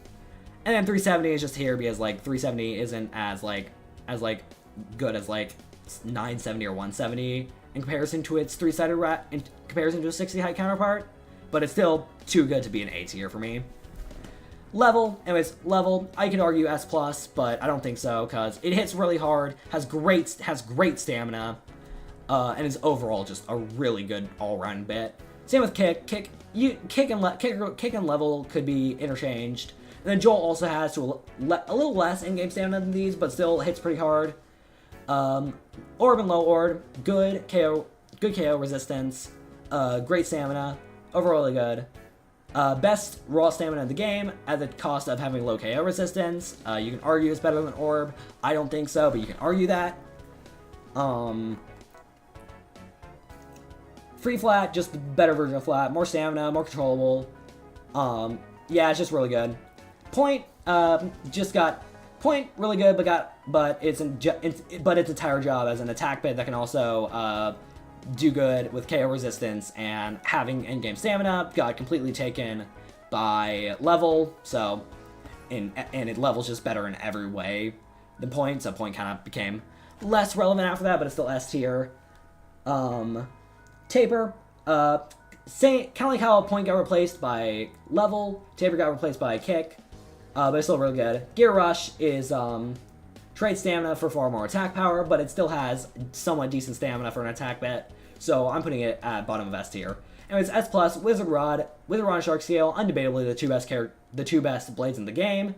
Wizard Rod has the best stamina in the game, can defend really well, and is really heavy. Shark Scale hits like a fucking freight train, and completely hard counters everything else in S+, but does get shut down by Fortress and maybe some other attackers, because it doesn't have great stamina, so it can be outspun if it doesn't get a KO or burst. But it can burst pretty well, just not as well as something like Impact can, but it is the best KO'er in the game, and is the second best burster, and is the second best burster in the game. So that's why it's up here, and it hard counters Wizard Rod. It's probably the only blade I'd say that fully hard counters it. Aside from maybe, no, not Drench Drag. It's like it and Cobalt Dragoon are like the only blades that hard counter Wizard Rod. Anyways, Cobalt and Meteor Dragoon. Meteor Dragoon I'm putting better because in exchange for a little less stamina, making it a bit less effective as an equalizer, is a far better attacker. It hits like a truck, and can burst ratchets like Impact can, though a little less, because it doesn't. Maybe a little less than Impact for bursting, but it still has the same KO potential as Impact, and can equalize at the end of the battle, so that's why I'm putting it here. And then Cobalt Dragoon also hits somewhat hard, but is way better at equalizing than Meteor, so that's why it's here in S+. You can argue Cobalt is better than them, and you can even argue that any one of these could be the best in the game. The only one I'd argue that wouldn't be the best in the game is Meteor. Any of the other three in S+, you can argue are the best blade in the game. Assist blades, wheel, great stamina defense, and then heavy, and my prediction for gravity, are just really good attack, nice and thick with metal weighting, and low height. So, and low height in the case of heavy, though in exchange for being less thick and offering less support for the hits. But it does offer support for the hits because of the metal. Gravity will probably be a little worse than heavy due to its height, but I expect it to hit generally a little harder, just with the cost of being less stamina and taller, resulting in it being able to be destabilized a lot easier. Anyways, ratchets 960 and 970, just all around are the best ratchets, best burst resistance, and the weight isn't that bad, but they are the lightest ratchets, so that does somewhat hinder their attack capabilities, but not too much because they still pair with pretty much any attacker, and are generally really good on anything. 360, again, it's like 960, but with a bit more weight in exchange for a little less burst resistance. 160, 150, and 170, it depends on if you want either a really low height or a controlled height. Their imbalance makes them good for defense and attack, and they can even jump out of the stadium pockets, which is really funny. And in official tournament rules, if you jump out of the stadium pockets, it doesn't count as KO. So yeah, these are pretty useful at that. And they also have really attack power in exchange for not as much stamina. The only time where they have good stamina is Rod on Hexa. But Rod on Hexa is everything. Anyways, Hexa, best bit in the game. Balance bit, but it's really just a defense bit with great stamina. If you were to say it's a defense bit, I'd believe you because I view it as a defense bit. Best stamina out of every defense bit, has high burst resistance, which is kind of meta breaking, and it pairs really well with Wizard Rod, which is the best blade in the game. So obviously, yeah, this is the best ratchet, and this is the best bit in the game. Ball and Free Ball, best stamina of the game. Best stamina of the game behind Glide, but offer really good KO, but still offer good KO resistance. So yeah, they're up here. And then you can argue Rush and Low Rush could be above Ball for their attack power and in-game stamina. I just put Ball here because generally speaking, they pair with Rod. But you can put Ball on Shark and it does pretty well. So I don't know. I just generally prefer Rod, but Rush is good. Oh hey, it's my least favorite Deltarune song. Of course. Anyways, Elevate, you only use it on these two. You're only going to use it on these two due to the burst resistance, but it has the best life after death in the whole game, and is the best equalizing bit. Anyways, that's the entire tier list. I'm going to save this and upload it to the Discord server, so for other people to see. But overall, that is my tier list. I am going to go now because I need to be in bed in like 10 minutes. But yeah, I'm going to go now. In the stream. So yeah, see y'all. This is almost 3 hours. My voice is a little tired, but not as hurting as it was yesterday.